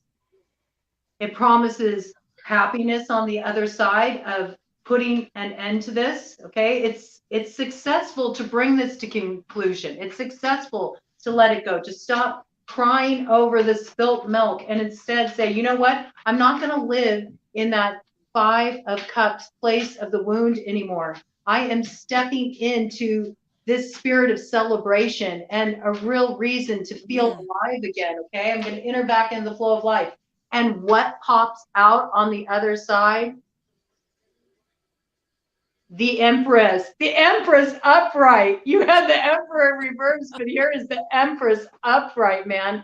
And the Empress is that place of being creative, stepping into that place of creativity, really in ownership of yourself. Abundance springs from this, really feeling yourself, So it also shows me that there's like this balance coming in the feminine aspect, that we need also to bring in the balance in the masculine aspect. And maybe this points to a little sign. Maybe this is a little signpost of what needs to be brought into balance in the masculine, is that ability to be in the emotions, right? To be in that place of receptivity, to open and be able to connect on that level. So I'm just bringing that piece in for the masculines who may be watching. It's just a real clue that this energy is coming in very balanced to support in the future. I mean, the Empress is an amazing card. It's the embodiment of all four queens: the Queen of Swords, the Queen of Wands, the Queen of Cups, and the Queen of Pentacles. And it's really stepping into your element in life, and creating the future you want to create. This is a beautiful process of spiritual transformation.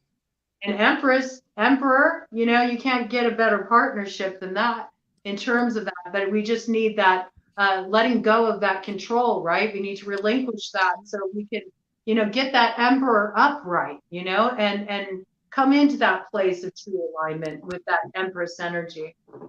That's what I got going on there. Good, sir. The world. Mm. Okay. Yeah, the world. The world. The world is our oyster collective. The world is what we can make it. I mean, you can create whatever you want. It's just we have to get in the space of being able to accept what the world will give us. I think we focus on so much of the how we want it, when it's going to happen, instead of being thankful for when we do get it, or being thankful for the journey on getting to that point. We get so fixed on, oh, this is my goal, and this is what I'm planning, but you got to remember the steps to get to that end goal, and the journey is just as important as the goal itself. So I think we as a whole energy have to evolve ourselves, because time is going on, and staying on the hamster wheel is only going to be fun for so long. And I wonder what evolution is going to be like for us after we get off the hamster wheel, that for those of us that are still on it, or what the next evolution is going to be like for those of us that have gone through the process of healing, past hurts, traumas, triggers, phobias, fears, the whole list. So I'm wondering what's gonna, what's on the other side of this opening here. I want to see it. I'm not asking, when is it gonna happen, or you know details. I just want to see what's on the other side of it. Mm-hmm, mm-hmm. I'm And with it's so you. funny that you brought up on the other side, because see our little man here? He's in his canoe. He's going. Doesn't matter where he's going, he's going. And we have the muse of emotions. And this, yes, yes. And something that I want to bring up is these two figures are back to back, but yet they're mirroring their movements completely. Mm. And that's one of the things that people talk about in relationships is mirroring. And that some of the best relationships are you show each other the mirror of what you want or what you don't want.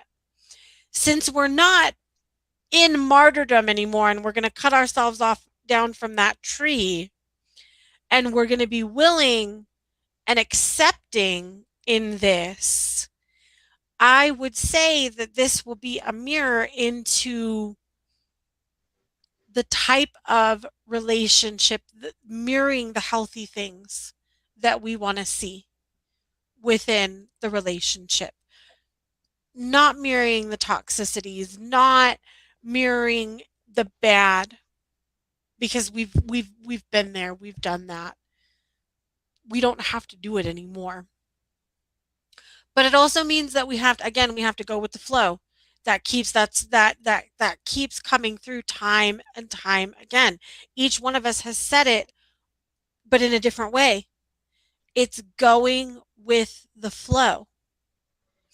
And it's knowing that sometimes you might be going this way, and sometimes you might be going back the other way. And whatever, whatever, whatever. And it also means feeling. Hi, what's up? Yeah. So you feel things. You feel things when you're in a relationship. Like, when you're mirroring good things to each other, you feel. You feel. I know that's scary for a lot of people. Super scary. Feel. And as Danielle said, row, row, row your boat. Mm-hmm. Yep. And as we're talking about how uh, we have to go with the current, healing's not linear. Healing comes in waves. So some days you're going to be at a high point, other days you're going to be at a low point, and that's just how healing and energy works. Mm-hmm. Absolutely. And you saying waves is bringing in another piece for me. It's bringing in the piece of, waves don't only come on the water, they also come on the air, like the air waves, the sound waves. And I feel like this is something actually that people can do to start to open those energy centers again, is to work with sound healing. This sound healing piece has been coming in super strongly, like just indulging in a sound bath. Let the sound waves wash over you and help clear out these energetic blockages. So it can keep your own energy flowing smoothly, and it can help you like navigate these transitions. It can help you clear out any residual energy as you start to move forward. I mean, we definitely see him moving forward, right? The world's turning, the world's turning. We got the world showing up like that twice, and then that like Six of Swords energy showing up twice. You're definitely moving away from this time of lack, and we're stepping into a very like creative, abundant, like blessed up, cycle here.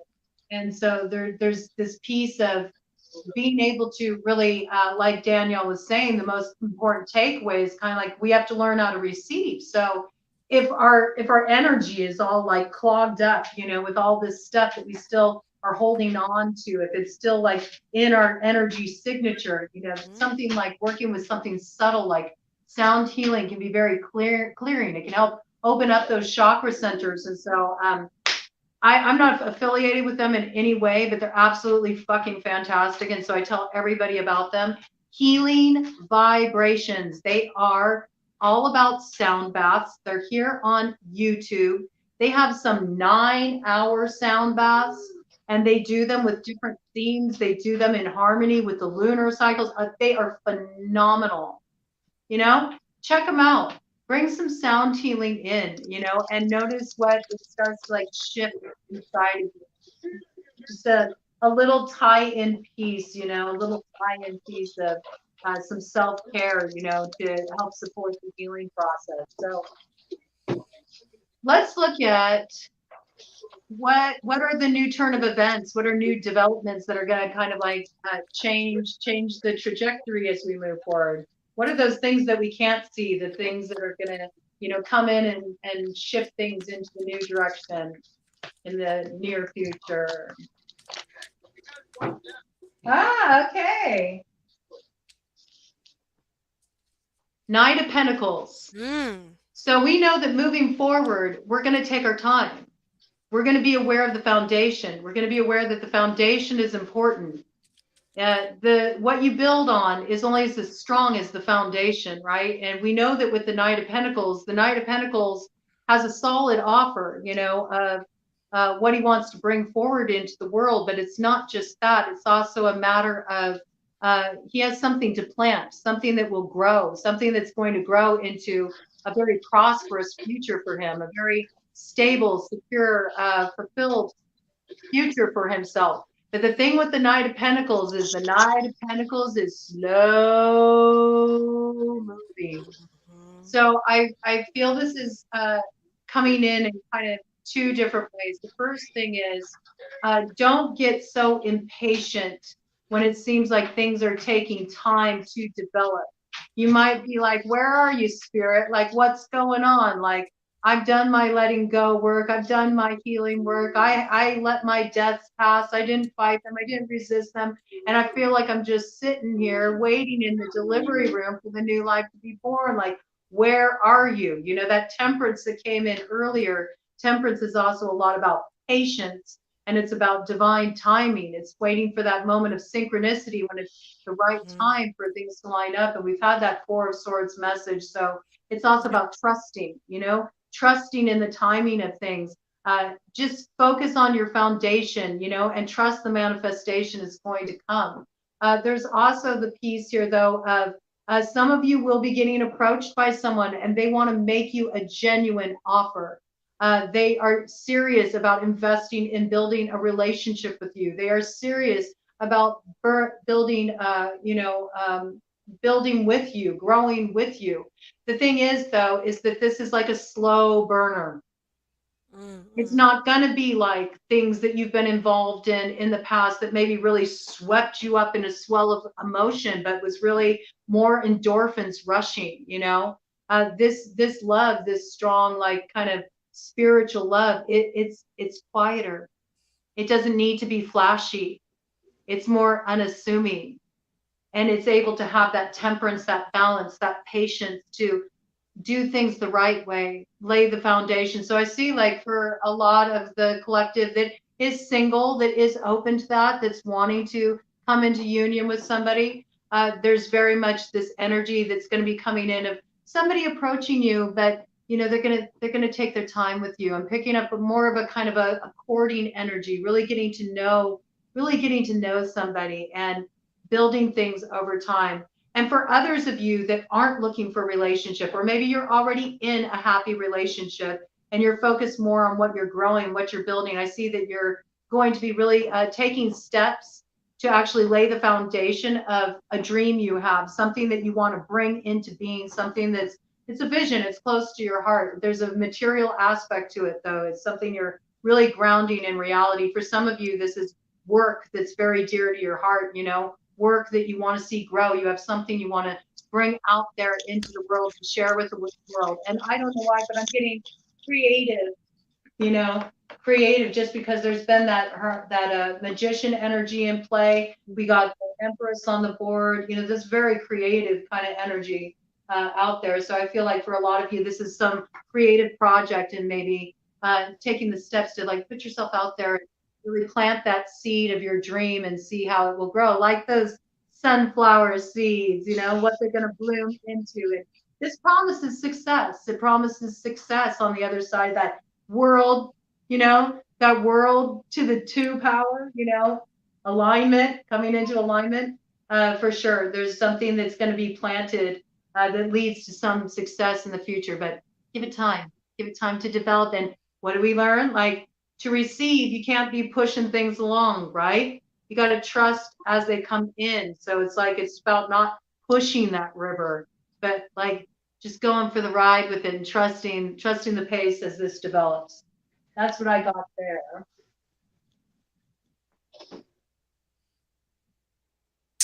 Liz? Yep. Y'all need to be careful because you're about to self-sabotage yourself. Don't do that. This is not the other person that has that knife behind their back. This is you. This is you and your negative, your patterns, your unhealthy patterns, your unhealthy coping mechanisms. There are some people that the relationship that is coming is a very healthy relationship, but it is going to be very triggering because you don't know what a healthy relationship looks like. I'm sorry. I'm sorry. You don't. And so when these things happen, it's going to bring up a lot of our fight or flight type of tendencies, because it is going to call into question, am I worthy of this? There are some of you that I need to say, if you are not in therapy, get in therapy. You need a professional to help you navigate what's coming, because you are about to, and this is not for everybody, but there are some people that you are really about to sabotage what you have coming in. For the rest of everybody that's not going to sabotage but is aware of their own triggers and their own, just be on the lookout. Just be on the lookout and know that what's coming is meant for you. That goes back into trusting your spiritual group, your guides, your ancestors, trusting that what they've brought forth for you right now is exactly what's supposed to be brought forth, and that it's not a lesson in hardship. It is a lesson of love and laughter. Thank you.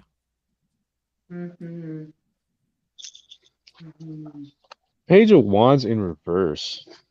Oh man.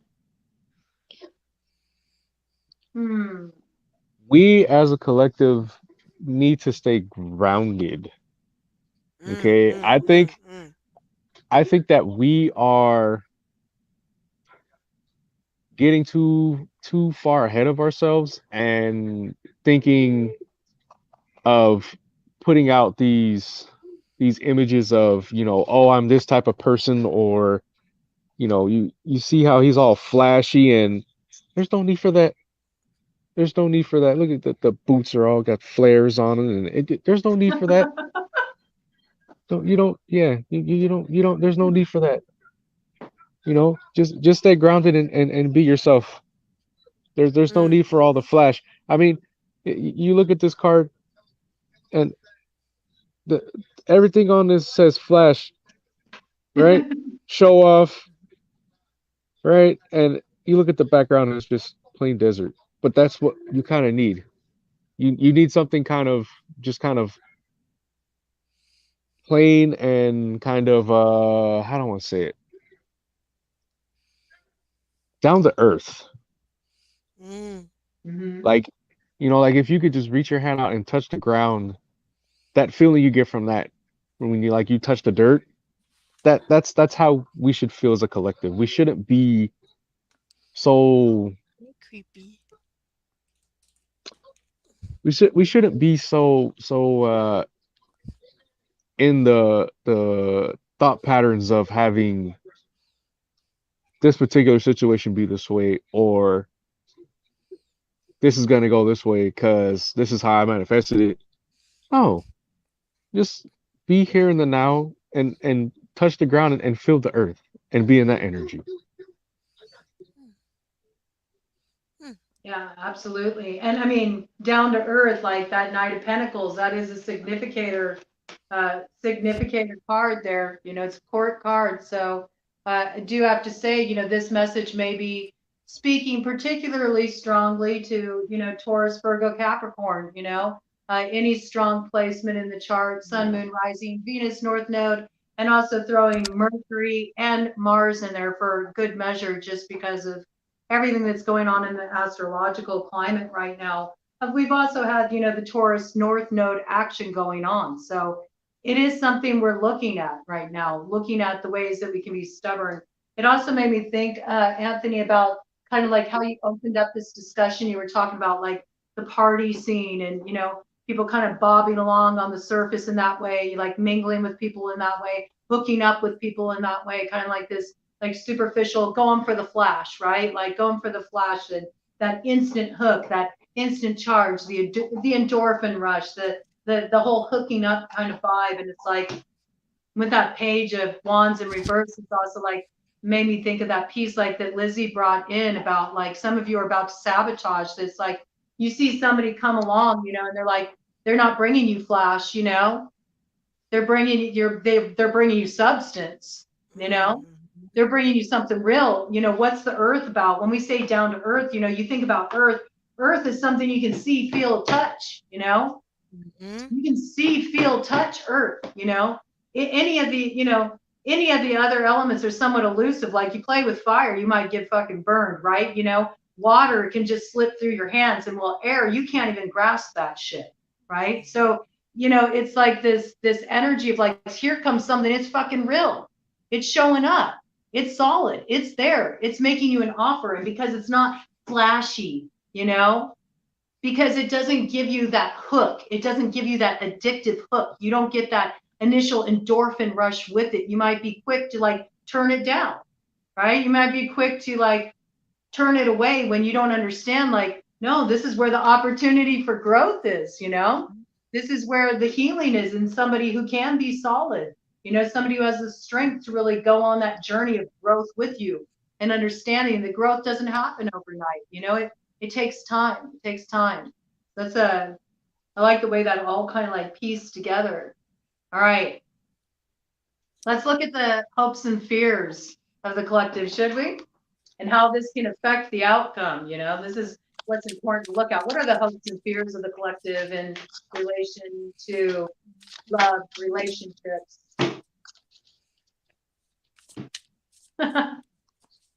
Six of Pentacles.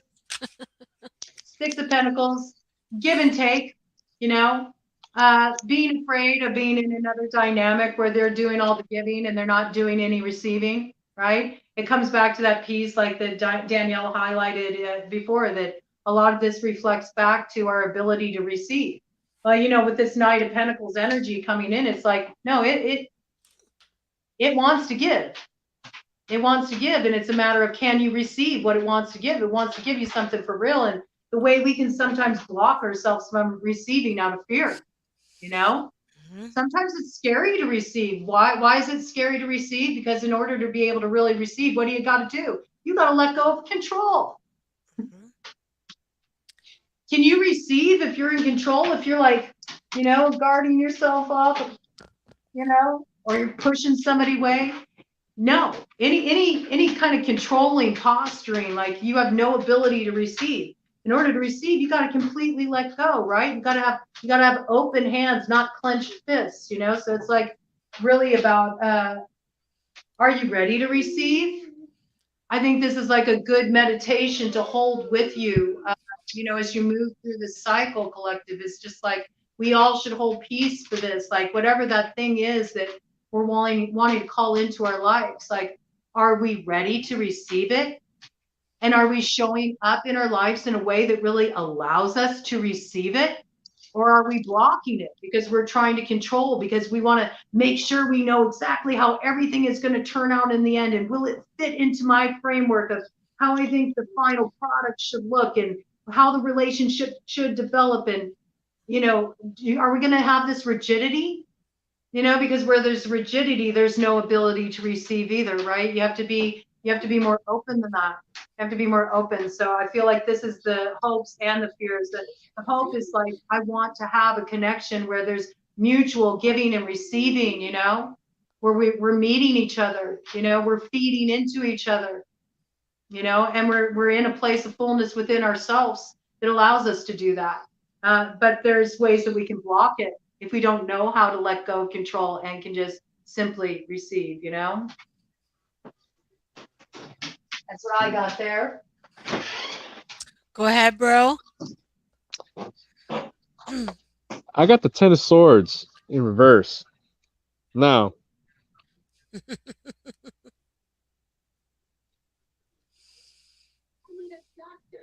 we as a collective need to stop turning ourselves into a pincushion. There's no reason for us to feel like we're going to get backstabbed and end up backstabbing ourselves. Not everybody is out to do what the last person did to you, as far as, friendships, relationships, work relationships. So what happened in the past is not always going to repeat itself. And the only reason why it would repeat itself is if you continue to live in that same vibration and don't get off the hamster wheel. So stop turning ourselves into pincushions. Because there's nobody putting those swords in that dude's back. Look at it. I mean, it's like he put them there himself. Like he's laying on him like a bed of Yeah. nails, man. That's an interesting interpretation that I have never thought about with the 10 of Swords before. Is a lot of that is of the self. Well, I've always described swords as not just, people think of swords as like it's just a blade, right? No, swords are fire, but yes, but it's also thoughts, energy, and what do I say? Thoughts, energy, and vibrations,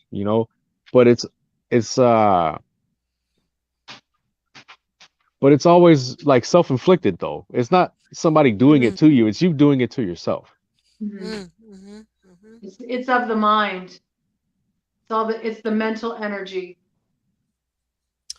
No, and that fits in because I got two. So we have Justice reversed. Whoa. And then we have 5 of Inspiration reversed. So our hopes and our fears are the same thing. Like, we are so afraid that this relationship is just going to be another injustice that we're going to reflect that back to the person, because see all these mirrors? And even, do you see, because here we go, ties right back into the beginning. Where's that mirror reflecting? her root chakra. Hello. Wow. Hello. So don't project that onto this relationship. You really need to realize that, and I'm going to put this upright so you can see. Do you see how she has the opportunity to just jump in and dive right in? We don't know where that's going to go. All we know is that it's water. Exactly. Yes. Yes. Yes. We don't know where that's going to go, but that's where we need to go. Because what comes out on the other side is exactly what we've wanted, but we won't know that if we're going to remain up here like this broad that I'm covering with my finger right here, stacked on top of her fears, little Mount Everest over there, being like, well, I'm not coming down off my proverbial mountain again. Hi, hello, All-Father. Yes, cut yourself from the fucking tree, dear God. Like, what's up, buddy? I appreciate your energy here this evening. I always appreciate when you visit me. I'm not Norse at all, but I love me some Odin, and I love when he comes around. So, me and you working tonight, is that what I'm hearing? Yeah!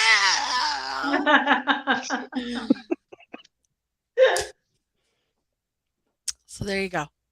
All right. Okay. Well, everything we want's on the other side of fear, right? That's right. And in order to jump into that limpid pool and see where it goes, right? You gotta relinquish control, right? And you do gotta be all in, right? And isn't that another piece too? Like with so often with relationships, it's like you gotta be all in. If you got 1 foot in and 1 foot out the door, how are you really supposed to grow within a relationship or even begin to scratch the surface of its potential? You can't, so there is that need to take the risk. Love is always a risk. It's never ever not gonna be a risk, it's always a risk. It's always a risk. And that's kind of the point, everything that there is to gain is in taking the risk itself, taking the risk itself. And it's like, yeah, people can hurt you, but that doesn't have to affect, it doesn't have to affect you, when you trust yourself, because you'll make the wise choices. You got to give yourself more credit. The lessons you've already been through in your life, the things you've been through, the things you've overcome, the things you've healed, and your own growth process. So it's like, you'll do things differently the next time. But yeah, you got to take a risk. You got to be open to it. If you're not open to it, you can't receive. It all comes back around. All right. Yes. Outcome. What is the outcome for our collective if we do the work, if we pay heed to this counsel that came forward, the things that we need to pay attention to, the things that we need to, close these old karmic cycles, and if we do the work, if we show up and do the work, what is going to be the outcome of this situation to the collective? I was gonna say, like, people have to be vulnerable too. There has to be some form of openness and vulnerability.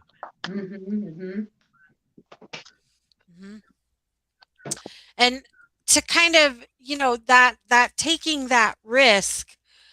There's a musical artist. Her name is Florence and the Machine.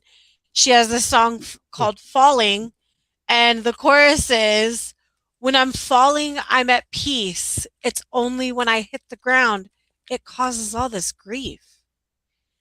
And that is such a good analogy for love that doesn't, because when we fall in love, we anticipate either the other person is going to be falling with us, or the other person has already hit the ground and is waiting there to catch us.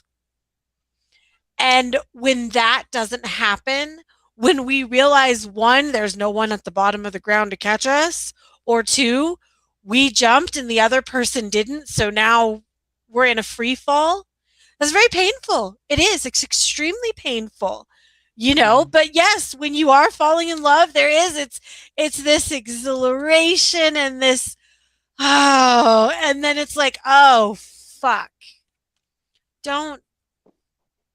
We don't want to think about that. The reason that I brought it up is because, one, if you're musically inclined, go listen to a song. It's beautiful. And then two, don't think. Doesn't matter. It doesn't matter. So what if you hit the ground? How many times have you hit the ground? You get back up. You climb the mountain again. You jump again. It's What does it matter? Doesn't. It doesn't. It doesn't. So it's interesting. What does Bruce Lee say? What is it? Fall 7 times, stand up 8 or something like that. I can't remember the number, but Yeah, it's something the same. along those lines.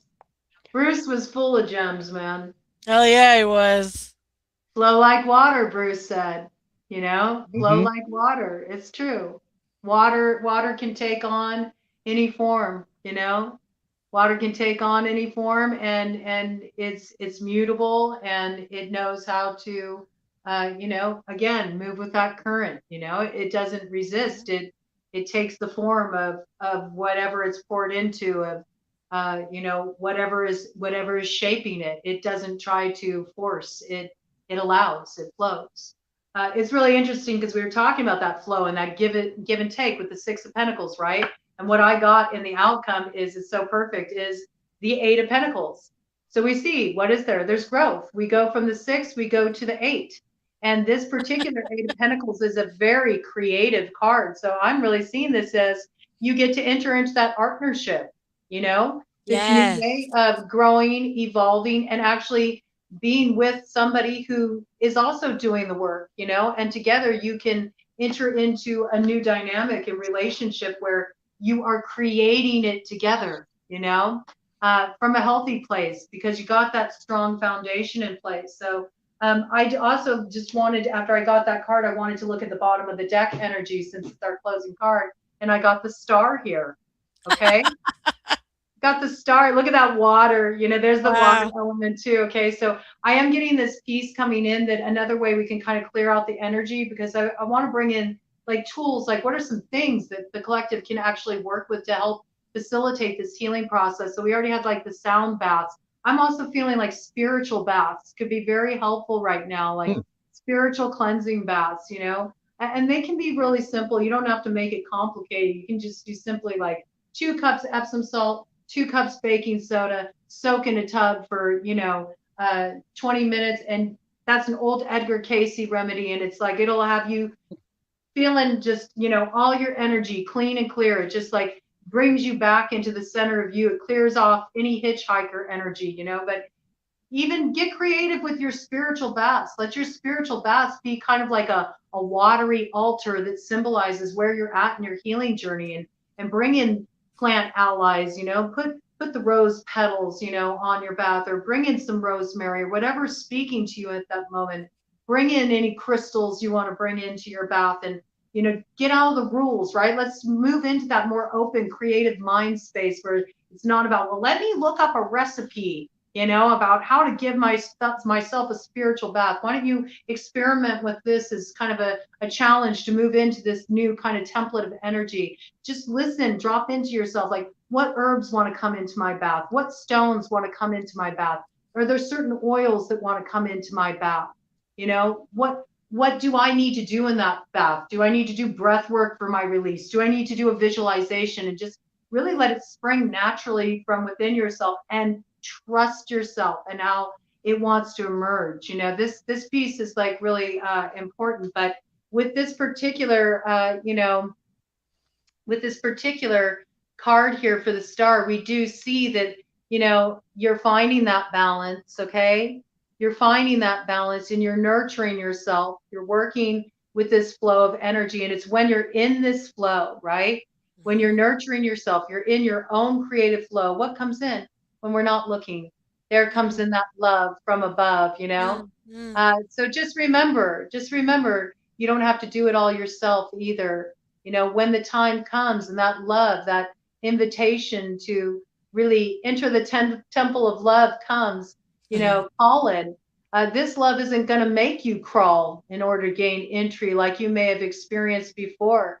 And because it doesn't bear any resemblance to what you've experienced before, even if it's within an old dynamic coming around, this person in cases of reconciliation may be very different from where you last left them off. Okay, so it's like remember to turn one of those cups up so you can actually receive this love and let it in. But this is definitely a time. Oh my gosh, I'm sorry, I have to just go with. Oh my gosh, I'm sorry, I'm going to finish it off and I'm leaving it here. Okay. I had to go with this thread. I had to go with this thread. Okay. So we had the star, right? What happens next? We get moving forward with the chariot. Okay. There's progress shit. comes in. We're moving away from the dark times. We're moving into the light that came through our wounds, and through that healing work we've done. And we get to move forward. We start moving forward with that chariot. And where does it lead us? Remember I said, this offer is legit from this Knight of Pentacles. Mm-hmm. It will bear fruit. He ain't talking shit. He's not spitting game, or they're not spitting game. Masculine, feminine, whoever's coming your way, they're for real. They're the real deal, man. They're the real deal. And it may be a slower moving energy. It might not be as spontaneous as what you're used to. Even if it's somebody you've been involved with before, it might not look like what you're used to, but we know it's going to grow. And how do we know? Here comes the King of Pentacles. And the fruition of that energy. There is growth here. There is the partner here. And, in tarot, the King of Pentacles is often seen as that's the partner. That's the person who's done their work. They got their shit together and they're ready to show up. They're ready to invest. They're ready to grow. So what a beautiful way for, that to come about. Oh, yes. And with that being said, hello, King of Cups. How are you? The herald of all that is a relationship. In traditional tarot, if you are getting a relationship reading, this is the motherfucker you want to show up. Because he is emotionally mature. He, she, they are emotionally mature. They are ready for that relationship. They're ready for the love. They aren't just coming in on their horse, speaking platitudes. No fuck boys, no fuck girls, no fuck thems. I don't know what the non-binary community calls their fuck boys and girls, but if you're non-binary, please tell me so I can use the terminology. Thank you. But that's not what's happening. That's not what's happening. We also had the Nine of Wands reversed. A lot of sword and wand energy tonight. And with it being reversed, normally I'd be like, ugh, but no. You don't need to know everything. You don't need to have this path illuminated. You don't know what needs to come next. Because if we're talking about as a collective, a good majority of us are spiritual people. And that's why we got into metaphysics and spirituality, because we're fucking control freaks. And we need to know. We need to know what's coming next. And you know what? Now's not the time. We need to jump in, do what we're supposed to do, feel what we're supposed to feel, and trust the fucking process. Thank you. Trying to control the uncontrollable. We just love to do that, huh? We sure do. We sure do. Okay. 7 of Swords in reverse, right? Yes. Okay. I mean, now the way I see this is, if you notice, you got these party tents in the background. It seems like he's taken a step away from those, right? But all those swords that that we're taking with us when we leave that type of situation behind us is things that we feel for ourselves, but we need to let go of.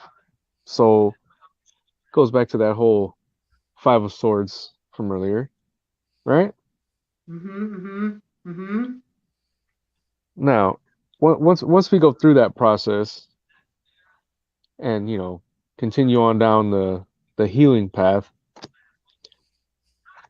Four of Wands, upright. Yeah. Woo! All right. That's pretty much as close to a divine union in one card, mind you. You know, I mean, yeah, you got the Lovers card, but I mean, this is you got the House, you got the Four of Wands, which are basically like the cornerstones of each point as a support system. So I mean, I see good things coming, but you got to get past this stuff first. You know, it's interesting, real interesting. Again, it's that everything comes full circle, okay? How did we start out this reading? What was the first significator card of the situation that got put down? The Lovers in reverse. Okay? And the Lovers is always about a choice. And so as you were bringing the piece in, Lizzie, of that, you said what, Knight of Wands reversed? No, nine. Oh, The number 9 of 9. Wands reversed. Okay, this is interesting. I'm going to have to flow with it, okay? Because what I heard Knight of Wands. Oh, And okay, so okay. I instantly was thinking, oh, fuck boy energy, because Knight of Wands is just somebody who wants to go out and give their wand to just anybody indiscriminately, just kind of like there for the moment. That initial point, that Anthony originally brought in about just like, I'm in it for the moment. I'm not in it for the long haul. I'm in it for the thrill. I'm in it for, just kind of this is the experience. Just not being ruled sort of by the just impulsivity and wanting to have a good time, right? Not going that deeper place. So I felt like when I thought you said Knight of Wands, what I got came through was this is only a test. And so I feel like what's going to happen in this cycle for you all, collective, is you are going to be tested.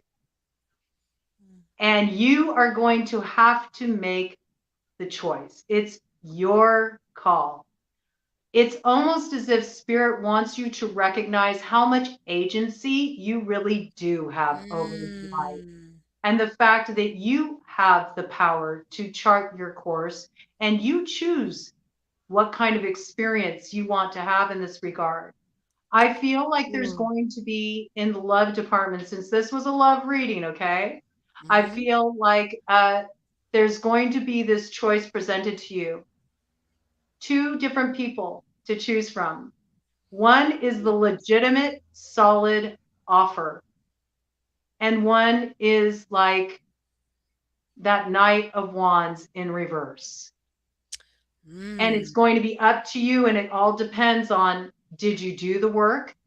Because that 8 of Pentacles in the outcome is also a card about you're doing the work, you're putting the energy in. So it's like, did you do the work?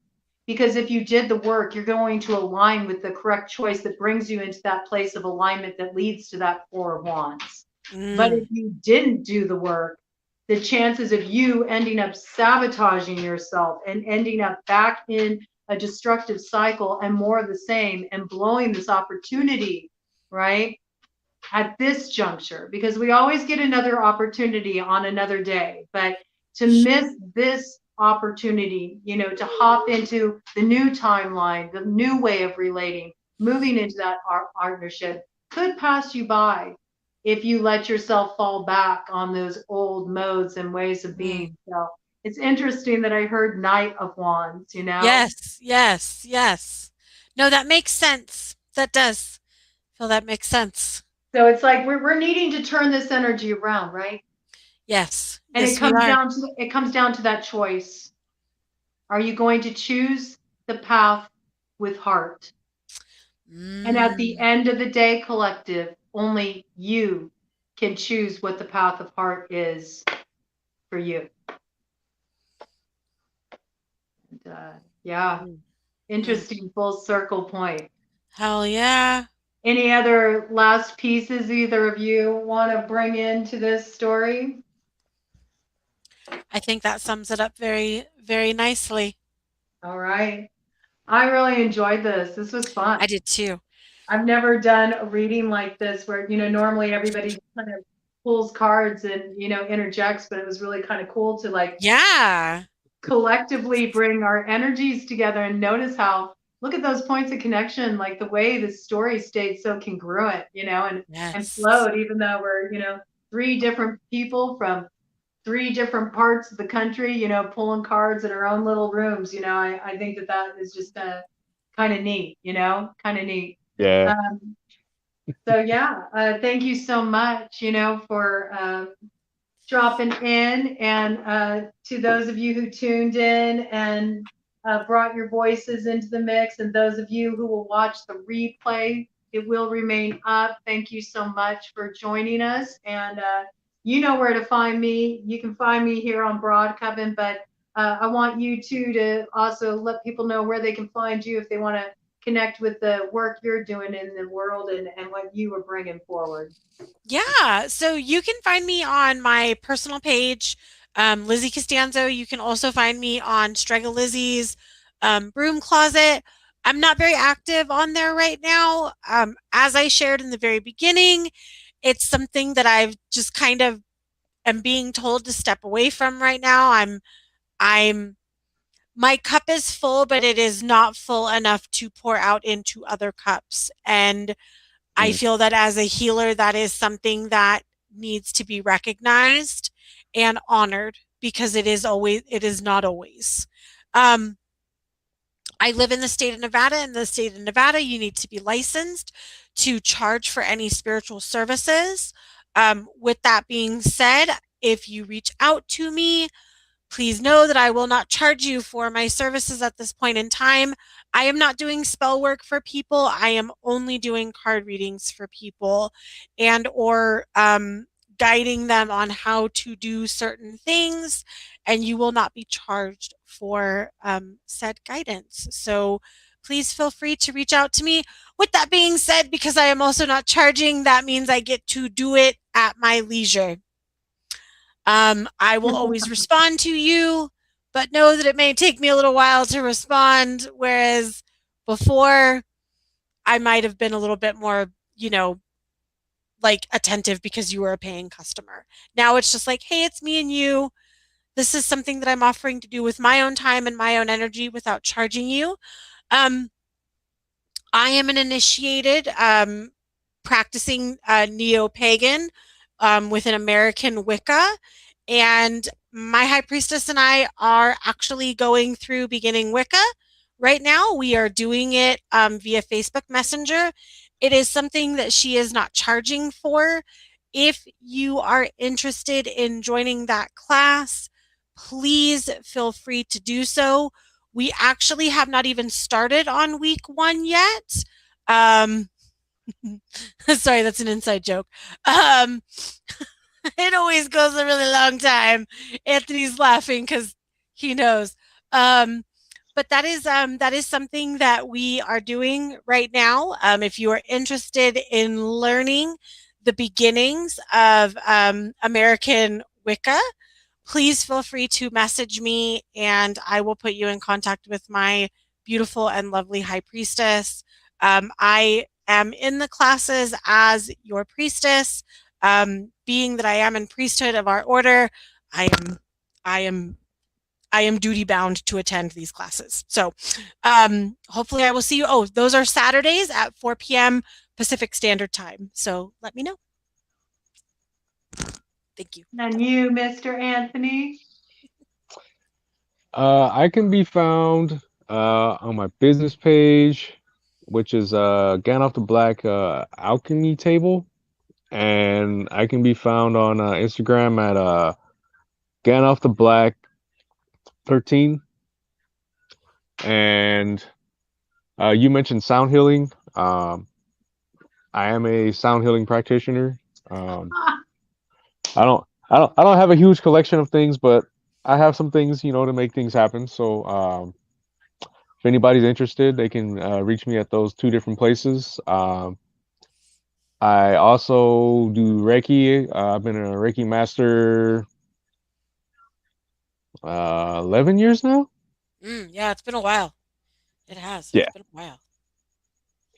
yeah. So, and then if people have general questions or need readings or any type of situational, I got issues, can you help me? Yeah, I mean, you can reach out to me, and I do have day job, kids, so I'm quite busy, but I try to get back to people when they do reach out to me, because I'm as a healer and a practitioner of different things, I am kind of obligated to reach back out to people when I can. It just may not be right away. So there's that. Sames. All right. Well, beautiful. And this was nice. It's a wrap. It was It's so another lovely. wrap of On the Thank Hedge. you. Thank you. We really went for the long haul tonight We together. did. We Over did. 2.5 hours together. But Yeah. it was good. Time flies when you're having fun with Heck good people. yeah. I appreciate you both so much. Thank Yeah, you. appreciate you Broad, too. And thanks for hosting us as I always. Love It's appreciate you. everybody it's who tuned in, all the people who tuned in and commented, showed up. Thank you so Thank much. you. Appreciate you too.